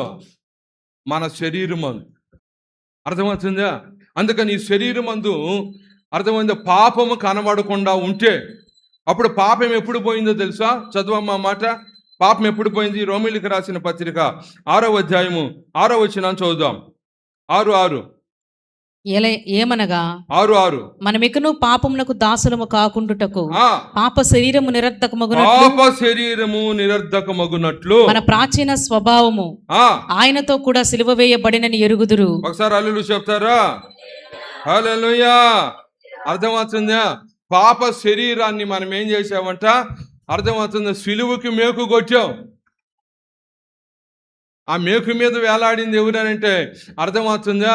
మన ప్రభు అయిన యేసయ్య శరీరాన్ని అక్కడ ఎందుకు వేలాడి చేశాడు అని అంటే సిలువ మీద, ఆ సిలువ మీద ఆయన జయమునకు సాదృశ్యం. గట్టిగా చెప్పకూడదా? అర్థమైందా? అందుకని సిలువ మీద ఉన్నది ఏ శరీరం అంట? చదవండి. ఏ శరీరం అంటే అది? పాప శరీరం. ఏ శరీరం అంట? పాప శరీరం. అర్థమవుతుందా? నువ్వు ఎప్పుడైతే యేసు ప్రభుని అంగీకరించావో, సొంత రక్షకుడిగా నువ్వు స్వీకరించావో, యేసయ్య నా దేవుడని నువ్వు ఒప్పుకున్నావో, ఆ క్షణమేనంట నీలో ఉన్న పాప శరీరానికి ఏం వేయబడిందంటే సిలువ వేయబడింది. ప్రైజ్ ది లార్డ్, హల్లెలూయా. ఆ క్షణము నుంచి సిలువ వేయబడిన ఆ శరీరాన్ని ఏం చేయాలి? ఊరకనే పెట్టుకోకూడదు కదా. అక్కడ పెట్టారు ఆయన్ని కాదు, ఆ శరీరాన్ని తీసుకుని వచ్చి ఏం చేశారంటే సమాధిలో పెట్టారు. ఓ రబ్బకతురా. అట్లాగనే అర్థమైంది, సిలువ మీద ఉన్న ఆ శరీరం సమాధిలో పెట్టినట్టుగా మన పాప శరీరాన్ని మనం ఏం చేసామంటే బాప్తిస్మంలో పాతి పెట్టావు. Praise the Lord. మీరు బాప్తిస్మం తీసుకున్నారా? మీ కుడి చేతులు ఒప్పండి. మీరంతా ఏం తీసుకున్నారు? బాప్తిస్మం అంటే అటే ఓపెన్ చెప్తా. అంటే అర్థమైంది, మీ మీ మీ పాప శరీరం ఉందే, సినిమా పాటలు పాడిన శరీరం, కిల్లిలు నవ్వులిన శరీరం, చుట్ట నవ్వులిన శరీరం, బూతు మాటలు మాట్లాడిన శరీరం, చెప్పండి, అబద్ధాలు మాట్లాడిన శరీరం ఉందే, ఆ శరీరాన్ని ఏం చేసావంటే బాప్తిస్మంలో ఏం చేసావు? పాతి పెట్టావు. మీలో ఎవరైనా మీ తాత ముత్తాతను పాతి పెడితే ఇప్పుడు మళ్ళీ తెచ్చుకొని ఉన్నారా? తెచ్చుకుంటారా? తెచ్చుకోం కదా. అట్లాగే మన పాప శరీరాన్ని మనము పాతి పెట్టాము కనుక, కానీ పాప స్వభావము మనల్ని ఏలుబడి చేస్తుంటుంది. ఆ ఏలుబడి చేస్తున్న పాప స్వభావం అన్నంట మనము ప్రార్థన ద్వారా, విశ్వాసము ద్వారా, ఉపవాసాల ద్వారా, అర్థం సంఘ సహవాసం ద్వారా, ఆరాధన ద్వారా, స్తుతి ద్వారా, స్తోత్రం ద్వారానంట యేసు నామం ద్వారా మనము జయించాలి. ఆమేన్, హల్లెలూయా. అందుకు ప్రభు సంఘాన్ని పెట్టాడు. గట్టిగా చెప్పలు కొడదాం. ప్రైజ్ ది లార్డ్, హల్లెలూయా. అందుకు సంఘాన్ని పెట్టాడు ఆయన. అర్థమైందా? సంఘాన్ని ఎందుకు పెట్టాడంటే, అయ్యా నేను పాప శరీరాన్ని పాతి పెట్టాను. అర్థమైందా? పాప శరీరాన్ని పాతి పెట్టాం. ఇప్పుడు మన ఇంటి ముందు ఒక చెట్టు పెద్దది ఉన్నదనుకో, అర్థమైందా? ఆ చెట్టును మనం ఏం చేస్తాం? నరుకుతాం. నరికి అవతల పడేస్తాం. మరలా వానాకాలం వచ్చినప్పుడు మరలా అదేం చేస్తుందంటే ఆ మొద్దులో నుంచి మరలా చిగురు పుడుతుంది. అర్థమైందా? అంటే మరలా నీలో నుంచి మరలా పాపపు చిగురు పుడుతుంది ఒకానొక రోజు. ఎక్కడికి పోతే పుడుతుందో మీరు తెలుసుకోండి, ఏమొస్తే పుడుతుందో మీరు తెలుసుకోండి. అర్థమైందా? అందుకని మనం ఏం చేయాలి? అది పూర్తిగా ఆ చిగురు రాకుండా ఉండాలంటే ఏరులతో కూడా దాన్ని ఏం చేయాలట? అది పెకిలించి కాల్చివేయాలి. అట్లాగే ఆ కాల్చివేసేదానికి ప్రభు సంఘాన్ని ఇచ్చాడు, ఆయన సన్నిధిని ఇచ్చాడు, ఆయన ఆరాధననిచ్చాడు, ఆయన రక్తాన్ని ఇచ్చాడు. దా రక్తముతోనంట, పరిశుద్ధాత్మ అభిషేకంతోనంట మన శరీరం అందున్నటువంటి ప్రతి దానినంట మనము జయించాలి. ఆమేన్ చెప్తారా? Praise the Lord. అందుకని దైవజనుడు పౌలు అంటాడు, నేను జయించాలంటే దినదినము నేను చనిపోవచ్చున్నాను. జయించాలంటే ఏం చేయాలి? ఇప్పుడు ఇటు చూడండి అమ్మా, ఒక మాట. నిన్నటి దాకా ఆడ దాగుతున్నాడు వాడు, బ్రాందీ షాప్కి వస్తా ఉన్నాడు. నిన్నటి దాకా దాగే వచ్చి రాత్రి చచ్చిపోయాడు అనుకో. చచ్చిపోయాడు రాత్రి. అక్కడికి వెళ్ళి ఆ కొట్టుకెళ్ళి తాగి చచ్చిపోయాడు. పక్క రోజు వాడిని ఎత్తుకొని అందరూ నలుగురు పెట్టులో పెట్టుకొని అదే బ్రాందీ షాప్ ముందు వెళ్తున్నాడు. ఇప్పుడు అడుగుతాడు లేచే, ఏం చెప్పరే? చెప్పండి. నిన్నేమో అదే బ్రాందీ షాప్ తాగి వచ్చాడు, ఇప్పుడేం చచ్చాడు. వాడిని నలుగురు మోసుకుని అట్టే పోతా ఉంటే ఆ బ్రాందీ షాపు, ఒరే మందే నిన్న వచ్చానే, ఒకసారి లోపల పోయిద్దామని పోతాడా? ఏమయ్యాడు? చెప్పండి. నువ్వు కూడా అంతే, మనం కూడా అంతే. మనము లోకానికి ఏమైపోయామంట? పాపానికి ఏమైపోయామంట? అబద్ధాలకు ఏమైపోయినామంట? వ్యసనాలకు ఏమైపోయినామంట? చీకటి కార్యాలకు ఏమైపోయామంట? మనము చనిపోయాము. అవునన్నాళ్ళు గట్టిగా చప్పలు కొడతారా? కొట్టి గట్టిగా హల్లెలూయా. యేసు ఎవరనంటే పాపమునకు చనిపోయిన వాడు. అర్థమైంది? ఆయన పాపమును జయించాడు. ప్రైజ్ ది లార్డ్, హల్లెలూయా. నీలో కూడా పాపము మీద ఉన్నటువంటి పాప క్రియలని, పాప స్వభావాన్ని నువ్వేం చేయాలంట? జయించాలి. జయించకపోతే ఏందో తెలుసా? ఆ మాట చదవండి. గలతీయులకు రాసిన పత్రిక 5వ అధ్యాయం 19వ వచనం చదువుదాం. 5:19 త్వరగా. శరీర కార్యములు స్పష్టమై ఉన్నవి, ఆ అవేవనగా జారత్వము, అపవిత్రత, కాముకత్వము, విగ్రహారాధన, అభిచారము, ద్వేషములు, కలహము, మత్సరము, క్రోధము, కక్షలు, భేదములు, విమతములు, అసూయలు, మత్తతలు, అల్లరితో కూడిన ఆటపాడలు మొదలైనవి. వీటిని గూర్చి నేను మునుపు చెప్పిన ప్రకారం ఇట్టి వాటిని చేయువారు దేవుని రాజ్యమును స్వతంత్రించుకొనరని మీతో స్పష్టముగా చెప్పుచున్నాను. మీకు అర్థమైందా? అవన్నీ ఏ క్రియలంట? శరీర క్రియలు. అందులో ఏ ఒక్కటి ఉన్నా సరే వాడంట, అతడంట, అర్థమైందా, ఆమె అంట, అర్థమైందా, దేవుని రాజ్యముని ఏం చేయలేరు వాళ్ళు, స్వతంత్రించుకొనరని. ఇప్పుడు ఇది దేవుని రాజ్యం అనుకో, ఇలాంటి క్రియ ఉంటే వాడు లోపల కూడా రాలేడు, ఆడ నుంచి మెట్లకి లోపలికి. ఇది దేవుని రాజ్యం అయితే. అట్లాంటిది యేసయ్యాడు చెప్తాడు, దేవుని రాజ్యము కాదు ఆయన ఇచ్చేది. ఏమిటనంట? తండ్రి సింహాసనం. గట్టిగా చెప్పలు కొడతా.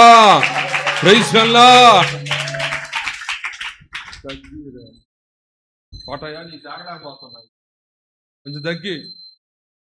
హల్లెలూయా. చాలు. మీకు అర్థమవుతుందా? దేవుని రాజ్యం కాదంట. ఏమంటే ఇచ్చేది చెప్పండి. అది మీకు దేవుని రాజ్యం కావాలా, సింహాసనం కావాలా? అర్థమైందా? ఇప్పుడు ఢిల్లీ ఉందా? ఢిల్లీలో ఎవరు ఉంటారు? రాష్ట్రపతి ఉంటారు. రాష్ట్రపతి సింహాసనం ఉందా? నువ్వు ఢిల్లీలో వెళ్ళి ఒక ఇల్లు కట్టుకుంటావా, ఒక అపార్ట్మెంట్లో ఉంటావా? అట్లా కాదు, రాష్ట్రపతి కూర్చో ఉంటుంది. అది నీకు కావాలా? ఏది కావాలి? ఏది గొప్ప అన్న? ఢిల్లీలో అపార్ట్మెంటా, లేదు ఢిల్లీలో డబుల్ బెడ్రూమా, లేదు ట్రిపుల్ బెడ్రూమా, లేదా 3 అంకణాలు 5 సెంట్లు స్థలమా, లేదా రాష్ట్రపతి సింహాసనమా? రాష్ట్రపతి సింహాసనం. అంత తేడా ఉంది. దేవుని రాజ్యానికి స్వయాన దేవుని కుడిపార్శ్వం మీద యేసు కూసుని జయించిన వానికి మీకు కూడా చెప్తున్నాడే, ఆ సింహాసనం అనంట పాపమును జయించిన వారికి. ఆమేన్. ఆమేన్. Praise the Lord. హల్లెలూయా. నువ్వు స్వయాన యాడికెళ్ళి కూర్చుంటున్నావంటే సర్వాధికారి, నీ మహోన్నతుడు, సర్వోన్నతుడైన, అర్థమవుతుంది, భూమి ఆకాశములు పట్టజాలన్నటువంటి ఆ తండ్రి కుడిపార్శ్వం మీద తన కుమారుడు జయించిన యేసు పక్కనే జయించిన మనము కూర్చోవాలి. ఓ రబ్బ కతురా, ఓ రిమా శమల కతున, ఓ రిబా కతుర బల కతుర. ఆ జయము కలిగిన ఒక కృప నీకు కలుగునుగాక, కలుగునుగాక, కలుగునుగాక. రెండోది, మొదటిది ఎవరిని జయించాలి?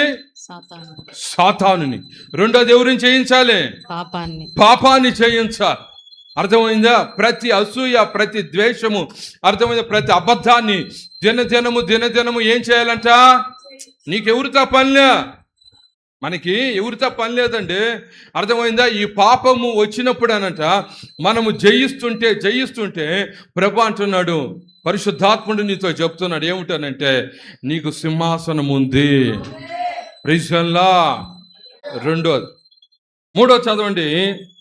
యోహాన్ రాసిన మొదటి పత్రిక 2వ అధ్యాయం 15వ వచనం. ఈ లోకమునైనను లోకములో ఉన్న వాటినైనను ప్రేమింపకుడి. ఎవడైనను లోకమును ప్రేమించిన ఎడలా తండ్రి ప్రేమ వానిలో నుండదు. ఆమె చెప్తారా? అంటే ఏం జయించాలి? లోకాన్ని జయించాలి. ఏం జయించాలంటమ్మా? లోకాన్ని జయించాలి. అర్థమైందా? మొదటిది ఎవరిని జయించాలి? సాతానుని జయించాలి. రెండోది ఎవరిని జయించాలి? పాపాన్ని జయించాలి. మూడోది ఎవరిని జయించాలి? ఇప్పుడు మీకు ఒక సంగతి చెప్తాను వినండి. లోకము వేరు, సంఘం వేరు. చెప్పండి ఆ మాట. లోకము వేరు, సంఘం వేరు. ఓ రిబాకాతురా. లోకం వేరు, సంఘం వేరు. లోకము సంఘం ఒకటి కాదు. అర్థమవుతుందా? లోకము లోక మనుషులతో నిండి ఉంటుంది, సంఘము యేసు మనుషులతో నిండి ఉంటుంది. Praise the Lord. హల్లెలూయా. లోకమును లోకాధికారి ఉంటుంది, సంఘము క్రీస్తు అనే శిరస్సు కింద ఉంటుంది. అది స్పెషల్, అది ప్రత్యేకత. ఇప్పుడు నువ్వేం చేయాలి? అర్థమవుతుందా? లోకమును మనం ఏం చేయాలట? నువ్వు జయించాలి. అర్థమైందా? లోకం మనకేమిటి? చదవండి ఆ మాటని. చదవమ్మా. 16. యోహాను రాసినటువంటి మొదటి పత్రిక 16వ వచనం. 16.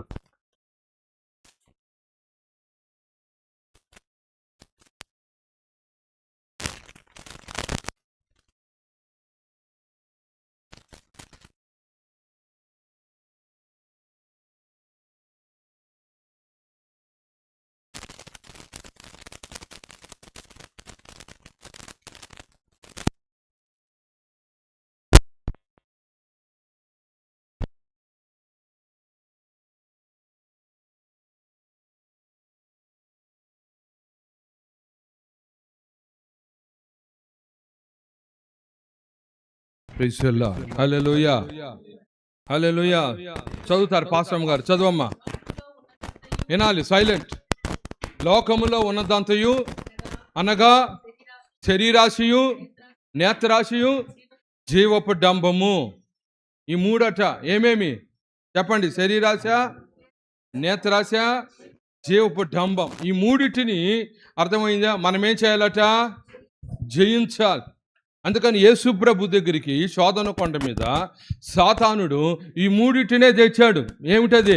నేత్రాశని తెచ్చాడు, శరీరాశని తెచ్చాడు, జీవపు డంబాన్ని తెచ్చాడు. ఈ మూడిటిని తెచ్చాడు. మొదట ఆదామైనటువంటి అర్థమవుతుందా? ఆది కాండంలో 3వ అధ్యాయంలో అవ్వ దగ్గరికి ఈ మూడిటిని తెచ్చాడు. అర్థమైందా? ఆదాము అవ్వ కలిసి అర్థమైందా? ఈ మూడిట్లో ఏమయ్యారనంటే జయించలేకపోయారు. కానీ మన రెండవ ఆదామైన మన ప్రభు అయిన యేసునంట ఈ మూడిటిని అనగా లోకమును జయించాడు. ఎలా జయించాడు? కత్యం పట్టలేదు అక్కడ, అర్థమైంది? రక్తం ఏం కార్చలేదు అక్కడ, తల తెగిపోలేదు అక్కడ, కాలు తెగిపోలేదు అక్కడ, ఎవడు పొడవబడలేదు అక్కడ. ఎలా జయించాడనంటే అర్థం ఏమిటనంటే వాడు తెచ్చిన నేత్రాశని, వాడు తెచ్చిన జీవపుడంబాన్ని, వాడు తెచ్చిన శరీరాశనంట ఆయన తృణీకరించాడు. సింపుల్గా ఆమె చెప్పండి. ప్రైజ్ లార్డ్, హల్లెలూయా. అర్థమైందా? లోకమును నువ్వేం చేయాలట? తృణీకరించాలి. ఉప్పున్న సముద్రంలో చేప ఉంటుంది, ఎంతకాలం బతికినా దానికి ఏం అంటుకోదంట. మీకు అర్థమవుతుందా? అట్లాగే లోకం అనేటువంటి ఈ లోకంలో మనం బ్రతికి ఉన్నప్పుడు ఇక్కడే అర్థమవుతుందా? పుట్టాము, ఇక్కడే పెరిగాము, ఇక్కడే చదువుకున్నాము, ఇక్కడే ఉద్యోగాలు చేయాలి, ఇక్కడే తినాలి, ఇక్కడే పిల్లలకు కనాలి, ఇల్లులు కట్టాలి, వ్యాపారాలు చేయాలి, పనిబాట్లు చేయాలి. వీటి చేస్తూనే మన లోకంలో చిక్కుకోకూడదు. ఆమె చెప్తారా? ప్రైజ్ లార్డ్, హల్లెలూయా, హల్లెలూయా.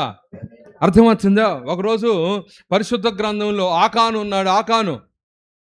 ఆకాను మీకు ఎంతమందికి తెలుసు? ఆకాను చేయొచ్చండి. ఆకాను నాకు పరిచయం ఉన్నాడని మీ కుడి చేయి పైకి ఎత్తండి.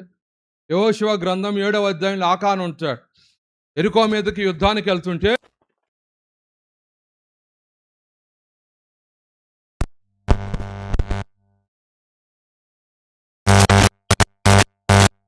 చెప్పలు కొడతారా? బేస్ తగ్గి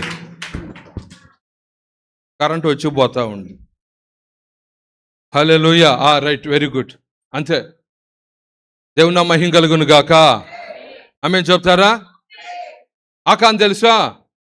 ఓ రోజు యెరికో మీదకి యుద్ధానికి వెళ్తుంటే కొంతమంది పేర్లు రాశారు.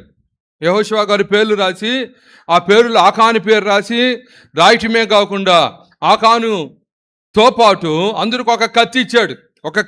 ఏనండి బాగా, కత్తి ఇచ్చాడు. ఒరే, కత్తి పట్టుకొని ఎరుకోపోండ్రా, ఏది ఆశించొద్దు, విరోధమైన ఆట అన్నిటినీ అర్థమవుతుందా నశింప చేయండి, చంపండి అని కత్తి పెట్టి కత్తి చేతుల్లో బట్టి పంపించాడు ఎరుకోకి. కానీ ఆకాను వెళ్ళాడు, బాగానే ఉంది. కానీ ఉన్నపాటు ఒక ఇంట్లోకి వెళ్ళాడు, తలుపు తెరిచాడు. తలుపు ఓపెన్ చేయని ఇంట్లో ఎవరు లేరు. కానీ ఆ ఇంట్లో వాళ్ళు వీళ్ళు యుద్ధంకి వస్తున్నారని తెలిసి షేనారు వస్త్రాన్ని, బంగారు కమ్మిని ఇడిచిపెట్టి వెళ్ళిపోయారు వాళ్ళు. ఎప్పుడైతే ఆకాను ఆ ఇంట్లోకి అడుగు పెట్టాడో చేతులు ఏముంది చెప్పండి? అమ్మా, చేతులు ఏముంది? కత్తి. అర్థమైందా? యెరికో లోకానికి సాదృశ్యం. అర్థమవుతుందా? షేనారు వస్త్రము, బంగారు కమ్మి లోకములో ఉన్న వాటికి సాదృశ్యం. అయితే ఆకాను చేతుల్లో ఏముందంట? వాక్యం అనే కత్తి ఉంది. ఆమేన్, ప్రైజ్ ది లార్డ్. ఈ పగలు ఈ మాటలు వింటున్న నీ చేతుల్లో వాక్యం అనే ఖడ్గం లేదా? గట్టిగా చేతుల్లో పట్టుకో, పైకి ఎత్తండి. ఏముంది మన చేతుల్లో? ఏంది ఇది? జాంకాయ పట్టుకున్నారు కొంతమంది. ఏముంది అది? ఏమిటిది? ఖడ్గం. దీన్ని పట్టుకోనానంట. అటే పట్టుకోండి. దీన్ని పట్టుకొని ఏం చేయాలి? ఇంట్లోకి వెళ్ళినా, వ్యాపారం చేసినా అర్థమవుతుంది, మళ్ళీ మందిరానికి వచ్చినా, బంధువుల ఇంటికి వెళ్ళినా అర్థమవుతుందా, ఎక్కడికి వెళ్ళినా సరే అంతా లోకమే గనుక లోకములో ఉన్నది ఏదిని ఆశించకూడదు. Praise the Lord. హల్లెలూయా. ఆమేన్ చెప్తారా? అర్థమైందా? కానీ ఆకాన్ అలా చేయలే. ఆకాన్ ఏం చేశాడంటే వాక్యం అనే ఖడ్గానికి సాదృశ్యమైన ఆ కత్తిని పక్కన పెట్టేశాడు. పక్కన పెట్టి వస్త్రాన్ని వేసుకొని పైన కప్పుకొని కమ్మీని ఎత్తుకొని చేతుల్లో పట్టుకొని నేరుగా ఎవరి దగ్గరికి వెళ్ళిపోయాడు చెప్పండి? ఇది తెలీదా మీకు? ఎవరి దగ్గరికి వెళ్ళాడు? నేరుగా శాల్వా వేసుకొని నేరుగా అమ్మాయి దగ్గరికి వెళ్ళారు. అమ్మాయి ఎవరు? భార్య. అది అర్థమైందా? ఇక్కడ ఆకాన్ అమ్మాయి దగ్గరికి వెళ్ళాడు. ఆది కాలంలో అవ్వ అబ్బాయి దగ్గరికి వచ్చింది. అర్థమైందా? అవ్వ పండ్లు తీసుకుని ఎవరి దగ్గరికి వచ్చింది? అబ్బాయి దగ్గరికి. ఇక్కడ అబ్బాయి ఎవరి దగ్గరికి వెళ్ళాడు? అమ్మాయి దగ్గరికి వెళ్ళాడు. ఎవరి దగ్గరికి వెళ్తే ఉంది? ఇద్దరు తెచ్చింది ఎవరిని అంట? లోకాన్ని. Praise the Lord. హల్లెలూయా. మీకు అర్థమవుతుందా? మనం అలా చేయకూడదనంట. నువ్వు వాక్యము పట్టుకున్నంతసేపు, వాక్యము చదివినంతసేపు, వాక్యానికి హృదయంలో చోటిచ్చినంతసేపు, వాక్యానికి నువ్వు లోపడినంతసేపు, వాక్యాన్ని నువ్వు ఇష్టపడినంతసేపు అర్థమవుతుందా, నువ్వు లోకాన్ని జయిస్తావు. నువ్వు లోకాన్ని ఏం చేయాలి? లోకాన్ని ఏం చేయాలి? నేత్రరాశిని ఏం చేయాలి? శరీరాశిని ఏం చేయాలి? గర్వాన్ని, అహంకారాన్ని ఏం చేయాలి? జయించాలి. జయించాలి. నీవు జయిస్తేనే కానీ నీకేం దక్కదు. చెప్పు గట్టిగా. అర్థమైంది? నువ్వు వచ్చి ఇక్కడ కూర్చోవటం గొప్ప కాదు, నేను ఇక్కడ కూర్చోవటం గొప్ప కాదు. అర్థమవుతుందా? బయటికి వెళ్ళి ఇంట్లో కూర్చోవటం గొప్ప కాదు. మనకు గొప్ప ఏమిటంటే యేసుతో కూడా కూర్చోవాలి. ఆమేన్. హల్లెలూయా. యేసుతో కూర్చోవాలి. యేసుతో నువ్వు ఎలా కూర్చుంటావు అని అంటే జయిస్తేనే కానీ అక్కడ ఆయన నీకు చోటు ఇవ్వడు. అర్థమైంది? దేవుడు డబ్బులు ఇస్తాడు, ఐశ్వర్యం ఇస్తాడు, ఆశీర్వాదం ఇస్తాడు, ఆస్తిని ఇస్తాడు, సమృద్ధిని ఇస్తాడు. ఏమి కావాలన్నా ఆయన నీకు ఇచ్చును గాక. అయితే లోకంలో నువ్వేం చేయకూడదు? పడుకోకూడదు. లోకంలో నువ్వేం చేయకూడదు? అక్కడ ఉండిపోకూడదు. లోకంలో నువ్వేం చేయకూడదు? నువ్వు కలిసిపోకూడదు. అర్థమవుతుందా? కానీ లోకంలో నువ్వేం చేయాలంటే ఆ లోకంలో నువ్వు జయించాలి. ఆమేన్. Praise the Lord. ఎప్పుడైతే నువ్వు జయిస్తావో వాక్యం ఏమనిందో తెలుసా? చదవండి ఆ మాటని. యోహాను రాసినటువంటి మొదటి పత్రిక 2వ అధ్యాయం 17వ వచనం చదువమ్మా. లోకమును దాని ఆశయు గతించిపోవచ్చున్నవి గాని దేవుని చిత్తమును జరిగించువాడు నిరంతరమును నిలుచును. అది నిలస్తాడంట. వాక్యం అంటది లోకముతో కలిసిపోయిన ఆకాను గతించిపోయాడు. క్షీణారవాదం అవసరం ఎత్తుకెళ్ళాడే, బంగారు కమ్మి ఎత్తుకెళ్ళాడే, ఆకాను చచ్చిపోయాడు. కానీ ఆకానుతో పాటు మిగతా వాళ్ళు వెళ్ళారే, వారు కానాను చేరారు. ఆమేన్ చెప్పండి. Praise the Lord. ఇదే చెప్తుంది వాక్యం కూడా. లోకమును దాని ఆశని నెరవేర్చేవాడు ఏమైపోతాడంట? మీరు వినాలి, గతించిపోతాడు.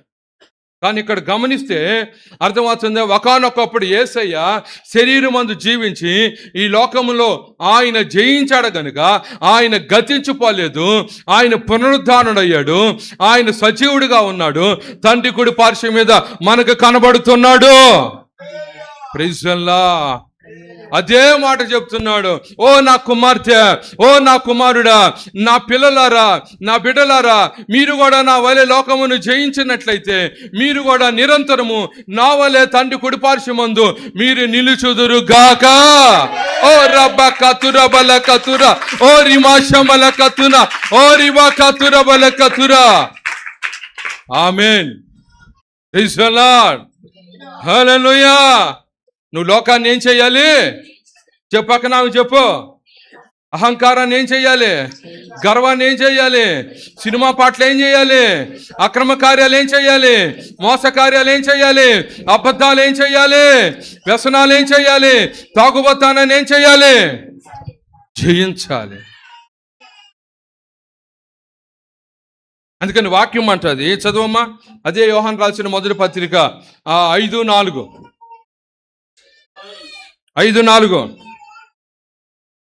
దేవుని మూలముగా పుట్టిన దేవుని మూలముగా పుట్టినవాడు లోకమును జయించుదురు. ఆ నోట్లో పెడుతున్నాడు చూడి, అదేంది లాలిపప్పులాగా వదిలేవు, వైరది. చదువమ్మా. దేవుని మూలముగా పుట్టిన వారందరూ, దేవుని మూలంగా పుట్టినవాడు లోకమును జయించుదురు. లోకమును జయిస్తాడు. లోకమును జయించిన విజయము మన విశ్వాసమే. గట్టిగా చప్పట్లు. Praise the Lord. హల్లెలూయా. ఏమిటంట? దేవుని మూలంగా పుట్టినవాడు ఏం జయిస్తాడట? లోకమును. అర్థమైందా? లోకమును జయించటం అంట మన విశ్వాసం. ఆమేన్. Praise the Lord. అర్థమైందా? లోకానికి ఒకడు ఉన్నాడు. ఎవరంటే వాడి పేరు లోకాధికారి. యేసయ్య ఒక మాట చెప్పాడు ఒకరోజు, వానికి నాకే సంబంధం లేదు. అది మీకేమైనా ఉన్నాయా? బామ్మర్దేవాడు మీకు వాడికి ఏమన్నా సంబంధాలు ఉన్నాయా? అర్థి హల్లెలూయా చెప్పండి గట్టిగా. అయితే మరోసారి చెప్పు, హల్లెలూయా. అర్థమైంది? వానికి మనకి ఏముండకూడదంట?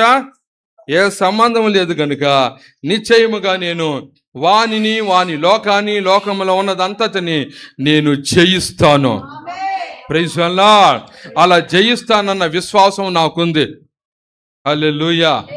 అందుకని ప్రియమైన వాళ్ళరా, ప్రభువు లోకమును జయిస్తున్న వారికంట ఆయన చెప్తున్నాడు, నేను కూడా జయించాను గనుక నువ్వు జయిస్తావు గనుక నీకేముందంట?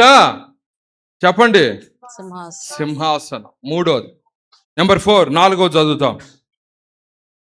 శరీరమును జయించాలి. 4 ఏంటంట? చదవండి ఆ మాటని పరిశుద్ధ గ్రంథంలో పేతురు రాసినటువంటి 2వ పత్రిక 2:18.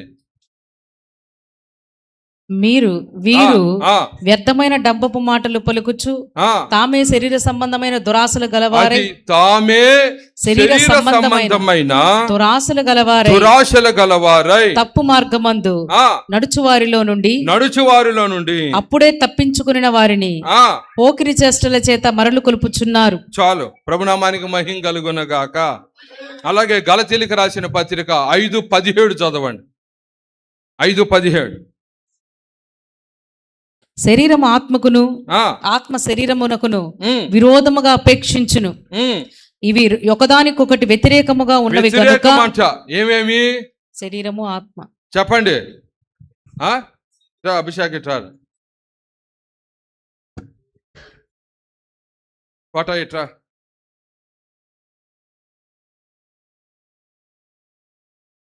అటు పక్కకు రా. ఇటు నిలబడి. ఇదిగోండి, ఇది శరీరం, ఇది ఆత్మ. ఇది ఎవరి శరీరము? నా శరీరం. ఇది ఎవరి ఆత్మ? నా ఆత్మ. అర్థమైందా? శరీరము ఏమిటంట? ఆత్మ. ప్రభునామానికి మహిమ కలుగునుగాక. ఆమేన్. హల్లెలూయా. అభిషేక్ ఇట్రా, బాగా వినండి. ఇట్రా మధ్యలో నిలబడు. ఇది నా ఆత్మ, ఇది నా శరీరం కదా. ఇది ఎవరంటే దేవుని ఆత్మ. ఆమేన్ చెప్పండి. Praise the Lord. హల్లెలూయా. ఇప్పుడు అర్థమైందా? వెనకరా. ఇది శరీరము, ఇది ఆత్మ. అర్థమైంది? ఈ 2 కలిసిపోయినాయి నాలో. ఇప్పుడు మీలో కూడా అట్టే కలిసిపోయింది. ఏమిటది? శరీరము, ఆత్మ. అర్థమైందా? శరీరం ముందు వెళ్తా ఉంటుంది, వెనకేం వస్తుంటుంది? ఆత్మ వస్తుంటుంది. అర్థమైందా? శరీరం చేసే పనులన్నిటికీ అర్థమవుతుంది, ఆత్మ బలైపోతుంటుంది. ఎక్కడ? దేవుని దగ్గర. ఇప్పుడు బస్సు పోతా ఉందండి, బస్సు ఒకడు గుద్దేసింది, వాడు టైర్ కింద పడిపోయాడు. అర్థమైతే వాడు తలకాయ నలిపింది ఏంది? టైరు. గుద్దింది ఏంది? బస్సు. చేసేది ఎవరిని? డ్రైవర్ని. ఆమేన్. గుద్దింది ఏంది? తగిలింది ఏంది? శరీరానికి రేకు డబ్బా. తలకాయ నలిపింది ఏంది? టైరు. కానీ చేసేది ఎవరిని? అదే దేవుడు కూడా చెప్పేది, శరీరం చేసే ప్రతి పనికి శిక్ష ఎవడికంట. అది ప్రభునా మహిమ కలుగును గాక. ఆత్మకి న్యాయపీఠం దగ్గర ఎవరు రావాలంట? ఆత్మ రావాలి. నీ ఆత్మ వస్తుంది. అందుకని శరీరమునికి ఆత్మకి అర్థమైందా? గిట్టుబాటు లేదు, తేడాగా ఉంది. ఎందుకనంటే వీళ్ళిద్దరి మధ్యలోనికి ఎవరు వచ్చారంట? పరిశుద్ధాత్ముడు. ఆమేన్ చెప్తారా? Praise the Lord. హల్లెలూయా, హల్లెలూయా. అర్థమైంది? ఎప్పుడైతే ఆత్మదేవుడు మధ్యలోకి వచ్చారో ఇప్పుడు శరీరంలో మార్పు వస్తుంది, ఆత్మలో కూడా ఏమొస్తుంది? మార్పు వస్తుంది. అప్పుడప్పుడు ఈ శరీరం ఏం చేస్తున్నాడు? అర్థమవుతుందా? అటు చూస్తున్నాడు, అటు చూడు ఏముందాడా? కాదు, లోకము. ఏముందాడా? అది అప్పుడప్పుడు అటు చూస్తున్నాడు. అందుకని ఇటు శరీరానికి నిజమైన ఈ ఆత్మ ఆయన ఆత్మతో విలీనమైంది. అర్థమవుతుందా? మనుషుని ఆత్మ దేవుని ఆత్మ కలిసిపోయింది కనుక అర్థమైందా? శరీరానికి ఈ ఆత్మకి ఏం పట్టడం లేదంటే ఇప్పుడు చెప్పండి, తేడా వచ్చింది. చదవండి ఆ మాట. ఇప్పుడు శరీరం ఆత్మకును, ఆత్మకు శరీరమునకును, ఆత్మ శరీరమునకును విరోధముగా అపేక్షించును. విరోధంగా ఉందంట, విరోధంగా. ఒకదానికొకటి వ్యతిరేకముగా అర్థం అడ్జరగని మీరిద్దరు వెనక్కి రండి. అది ఇప్పుడు ఈ ఆత్మ మనుషుని ఆత్మ అంటది ఆదివారం చర్చికి వెళ్దాము అంటది. ఇప్పుడు ఈ శరీరం అంటది మా ఆయన ఇప్పుడే చేప తెచ్చాడు అంటది. ఇప్పుడు ఎట్టా చెప్పండి అమ్మా? మా ఆయన ఇప్పుడే బంధువుల ఇంటికి వెళ్తాను అంటున్నాడు అంటది. ఊరికి వెళ్ళాలంట, ఆడికి వెళ్ళాలంట. ఏం చెప్తుంది? శరీరం. ఇక్కడ మనుషుని ఆత్మ దేవుని ఆత్మతో విలీనమై ఈ ఆత్మ అంటది ఆరాధనకి వెళ్ళాలి, ప్రార్థనకి వెళ్ళాలి, దేవుని స్తుతించాలంటే ఇప్పుడు శరీరమునకు ఆత్మకి ఏం కలుగుతుంది? కానీ ఇక్కడ అర్థమైంది, ఆరాధనకే వచ్చినా, బంధువుల ఇంటికే వెళ్ళినా, అర్థమవుతున్న పండగలకి వెళ్ళినా, వ్యాపారానికి వెళ్ళేది ఏంది? శరీరం. ప్రభునా మహిమ కలుగును గాక. అందుకని అప్పుడు ఏం జరుగుతుందనంటే శరీరమునకును ఇంకా చెప్పండి ఆత్మకును ఏం కలగట్లేదు. అప్పుడప్పుడు ఈ శరీరము దేవుని ఆత్మని వద్దని, ఆరాధన వద్దని, ప్రార్థన వద్దని అప్పుడు సినిమాకి వెళ్ళిపోతుంది. అడికే చెప్పండి, అప్పుడప్పుడు ఆడికి వెళ్ళిపోతుంది. వాడి ఇష్టంగా వెళ్ళిపోతా ఉన్నాడు. అక్కడ ఈయన కాదు, అర్థమవుతుంది, నువ్వే, మనమే. అదే చెప్తున్నాడు. అందుకని ఈ శరీరం అందున్నటువంటి ప్రతి ఆశలని, ప్రతి క్రియలని, అర్థమవుతుంది, శరీరం అందున్నటువంటి ప్రతి ఇష్టాలనంట మనం ఏం చేయాలంటే జయించాలి. చెప్పు గట్టిగా, చెప్పు గట్టిగా, మరోసారి చెప్పు. అందుకని మనము శరీరం అందంట ఈ శరీరాన్ని అర్థమవుతుందా దేవుని ఆత్మకు అప్పచెప్తే దేవుని ఆత్మ అంట ఈ శరీరాన్ని స్వాధీనంలోకి చేసుకొని దేవుని ఆత్మ అంట దేవునికి ఇష్టమైన కార్యాలు చేపిస్తుంది. Praise the Lord. హల్లెలూయా. అలాగే మన ప్రభు అయిన యేసు శరీరం అందు ఈ లోకమందంట అర్థమవుతుంది శరీరం అందు ప్రతిదీ అనంట తండ్రి చిత్తము చేసెను. అందుకని ఆయనకి ఏం లభించిందమ్మా? చెప్పు.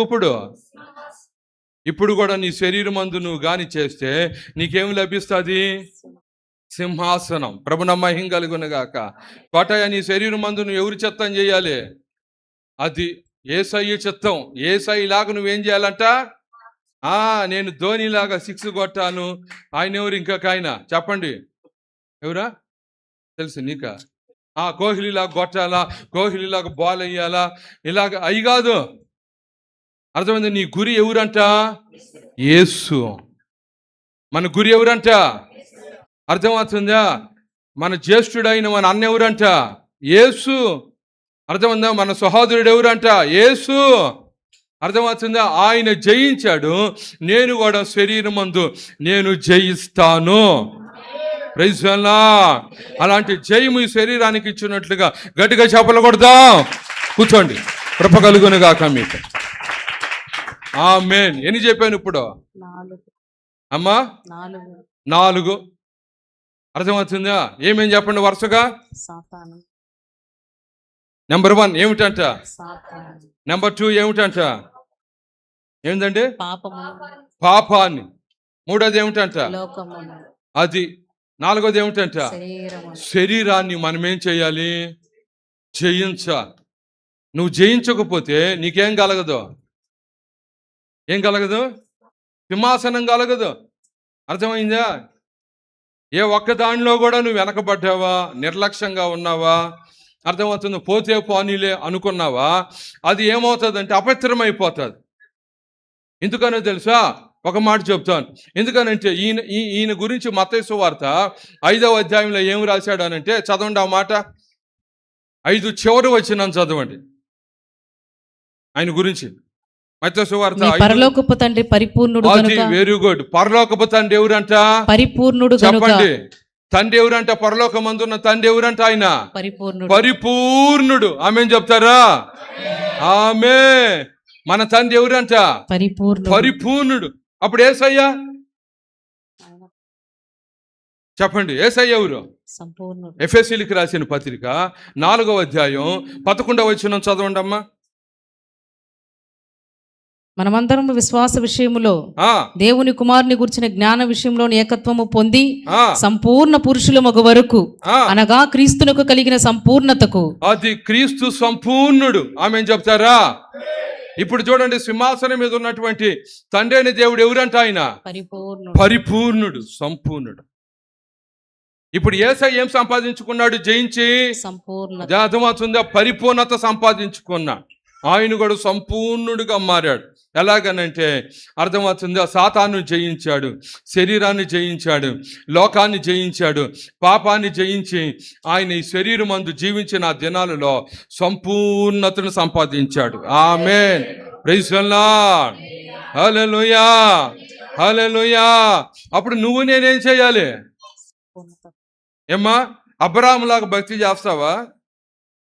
ఇస్సాకులాగా భక్తి చేస్తావా? యాకోబులాగా భక్తి చేస్తావా? చెప్పండి. మోషేలాగా భక్తి చేస్తారా? అహరోన్లాగా భక్తి చేస్తారా? షడ్రక మేషాకు అబేద్నెగోలా భక్తి చేస్తారా? ఎవరిలాగా భక్తి చేస్తారు? ఎస్తేరు అక్కలాగా భక్తి చేస్తావా?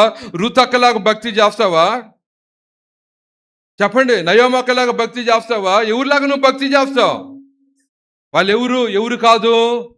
పరిపూర్ణులు కాదు. వాళ్ళు పరిపూర్ణులు కాదు. పరిపూర్ణుడు ఎవరనంటే మన ప్రభు అయిన యేసయ్య. అందుకని మనకు చెప్పాడు ఒక మాట, మనము కూడానంట. చదవండి ఆ మాటని. తెస్సలోనికి రాసినటువంటి మొదటి పత్రిక 5వ అధ్యాయం 23వ వచనం చదువుదాం. 5:23. సమాధానకర్తయగు దేవుడే మిమ్మును సంపూర్ణముగా పరిశుద్ధపరచును గాక, మీ ఆత్మయు జీవమును శరీరమును. ముగ్గురు రండి ఇప్పుడు. కోటయ్య మళ్ళీ వచ్చేయండి. మీ ముగ్గురు వస్తే బాగుంటుంది. వచ్చేయండి త్వరగా. బాగా వినండి. అర్థమవుతుందా? ఇది శరీరము, ఇది ప్రాణము, ఇది ఏమిటంట? ఆత్మ. ఈ మూడు అర్థమైంది. మీకు శరీరం ఉందా? ప్రాణం ఉందా? ఆత్మ ఉందా? ఎక్కడుంది అది? ఏడుంది? అది మనలోనే ఉంది. ఆమేన్. ఏమిటంట? శరీరము, ప్రాణము, ఆత్మ. ఇప్పుడు వాక్యం అంటది శరీరము, ప్రాణ, ఆత్మ ఎలా మారాలంట? చదవమ్మా. మీ ఆత్మయు జీవమును శరీరమును మన ప్రభు అయిన యేసుక్రీస్తు రాకడ యందు యేసయ్య వస్తున్నాడు గనుక నిందారహితముగాను సంపూర్ణముగా ఉండునట్లు ఉండాలి. Praise the Lord. హల్లెలూయా.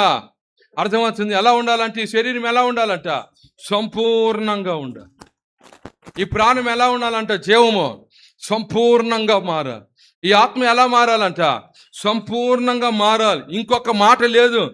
ఇప్పుడు లోకము లేదు, శరీరాశ లేదు, నేత్రాశ లేదు, జీవపు డమ్మము లేదు, శరీరాశ లేదు. అర్థమవుతుంది. ఇవన్నీ లేవిక. ఉన్నది ఒకటేదంట. ఏమిటనంటే నేను యేసు వలె జయించి ఆయనతో కూడా కూర్చోవాలి. Praise the Lord. హల్లెలూయా. అందుకు సంఘాన్ని పెట్టాడు. నీకు సంఘాన్ని అందుకు పెట్టాడు. ఆరాధన ప్రభు ఎందుకు పెట్టాడు? మన మధ్యలోకి పరిశుద్ధాత్ముడు అందుకు వస్తున్నాడు. మన మధ్యలోనికి యేసయ్య ఎందుకు సంచరిస్తున్నాడు? తండ్రి అయిన దేవుడు ఇక్కడ మనసు పెట్టాడు. ఆమేన్. ఎందుకు మనసు పెట్టాడనంట? నిన్ను కూడా ఆయన వలె మనల్ని కూడా సంపూర్ణునిగా చేయుచున్నాడు. కొట్టి గట్టిగా చప్పట్లో. ఆమేన్. హల్లెలూయా. అర్థమైందా? చేస్తున్నాడా లేదా? చదవండి ఆ మాట ఎక్కడుంది? ఎఫెసీయులకు రాసిన పత్రిక 1వ అధ్యాయం 22వ వచనం చదవండి. మరియు సమస్తమును ఆయన పాదము కింద ఉంచి సమస్తము పైన ఆయన సంఘమునకు శిరస్సుగా నియమించెను. 23. ఆ సంఘము ఆయన శరీరము. అదిగో సంఘము. ఈ బేతేలు సంఘం ఎవరిదంట? ఆయన శరీరము. చెప్పు గట్టిగా. ఈ బేతేలు సంఘం ఎవరిదంట? పక్కన చెప్పు. ఎవరిది బేతేలు సంఘము? కోటప్ప. ఎవరు ఆయన? అది జయించిన యేసయ్య ఇదంట. ఇది ఏది? బేతేలు సంఘం. ఆమేన్, ఆమేన్. అర్థమవుతుందా? ఈ శరీరం అనే ఈ బేతేలు సంఘాన్ని ఆయన ఏం చేస్తున్నాడంట? సమస్తమును పూర్తిగా నింపుచున్న వాని సంపూర్ణత ఉన్నది. అది యేసు వలె నువ్వు జయము పొందేదానికి మనల్ని బలపరుస్తున్నాడు. Praise the lord. అవును ప్రభా, నేను నీ వలే జయిస్తాను, నన్ను బలపరుచు అన్నవాళ్ళు 2 చేతులు ఎత్తి దేవునికి స్తోత్రం చెల్లిస్తారా? చెప్పు గట్టిగా. 2 చేతుల పైకి ఎత్తి. 2 చేతులు మీకొద్ద చేయమా? మీకొద్ద చేయమా? 2 చేతుల పైకి ఎత్తి. నాకు కూడా కావాలి. 2 చేతుల పైకి ఎత్తి. అయ్యా, నీ వలే నేను జయించాలి, నీ వలే నేను జయించాలి, నీ వలే నేను జయించాలి, నీ వలే జయించాలి.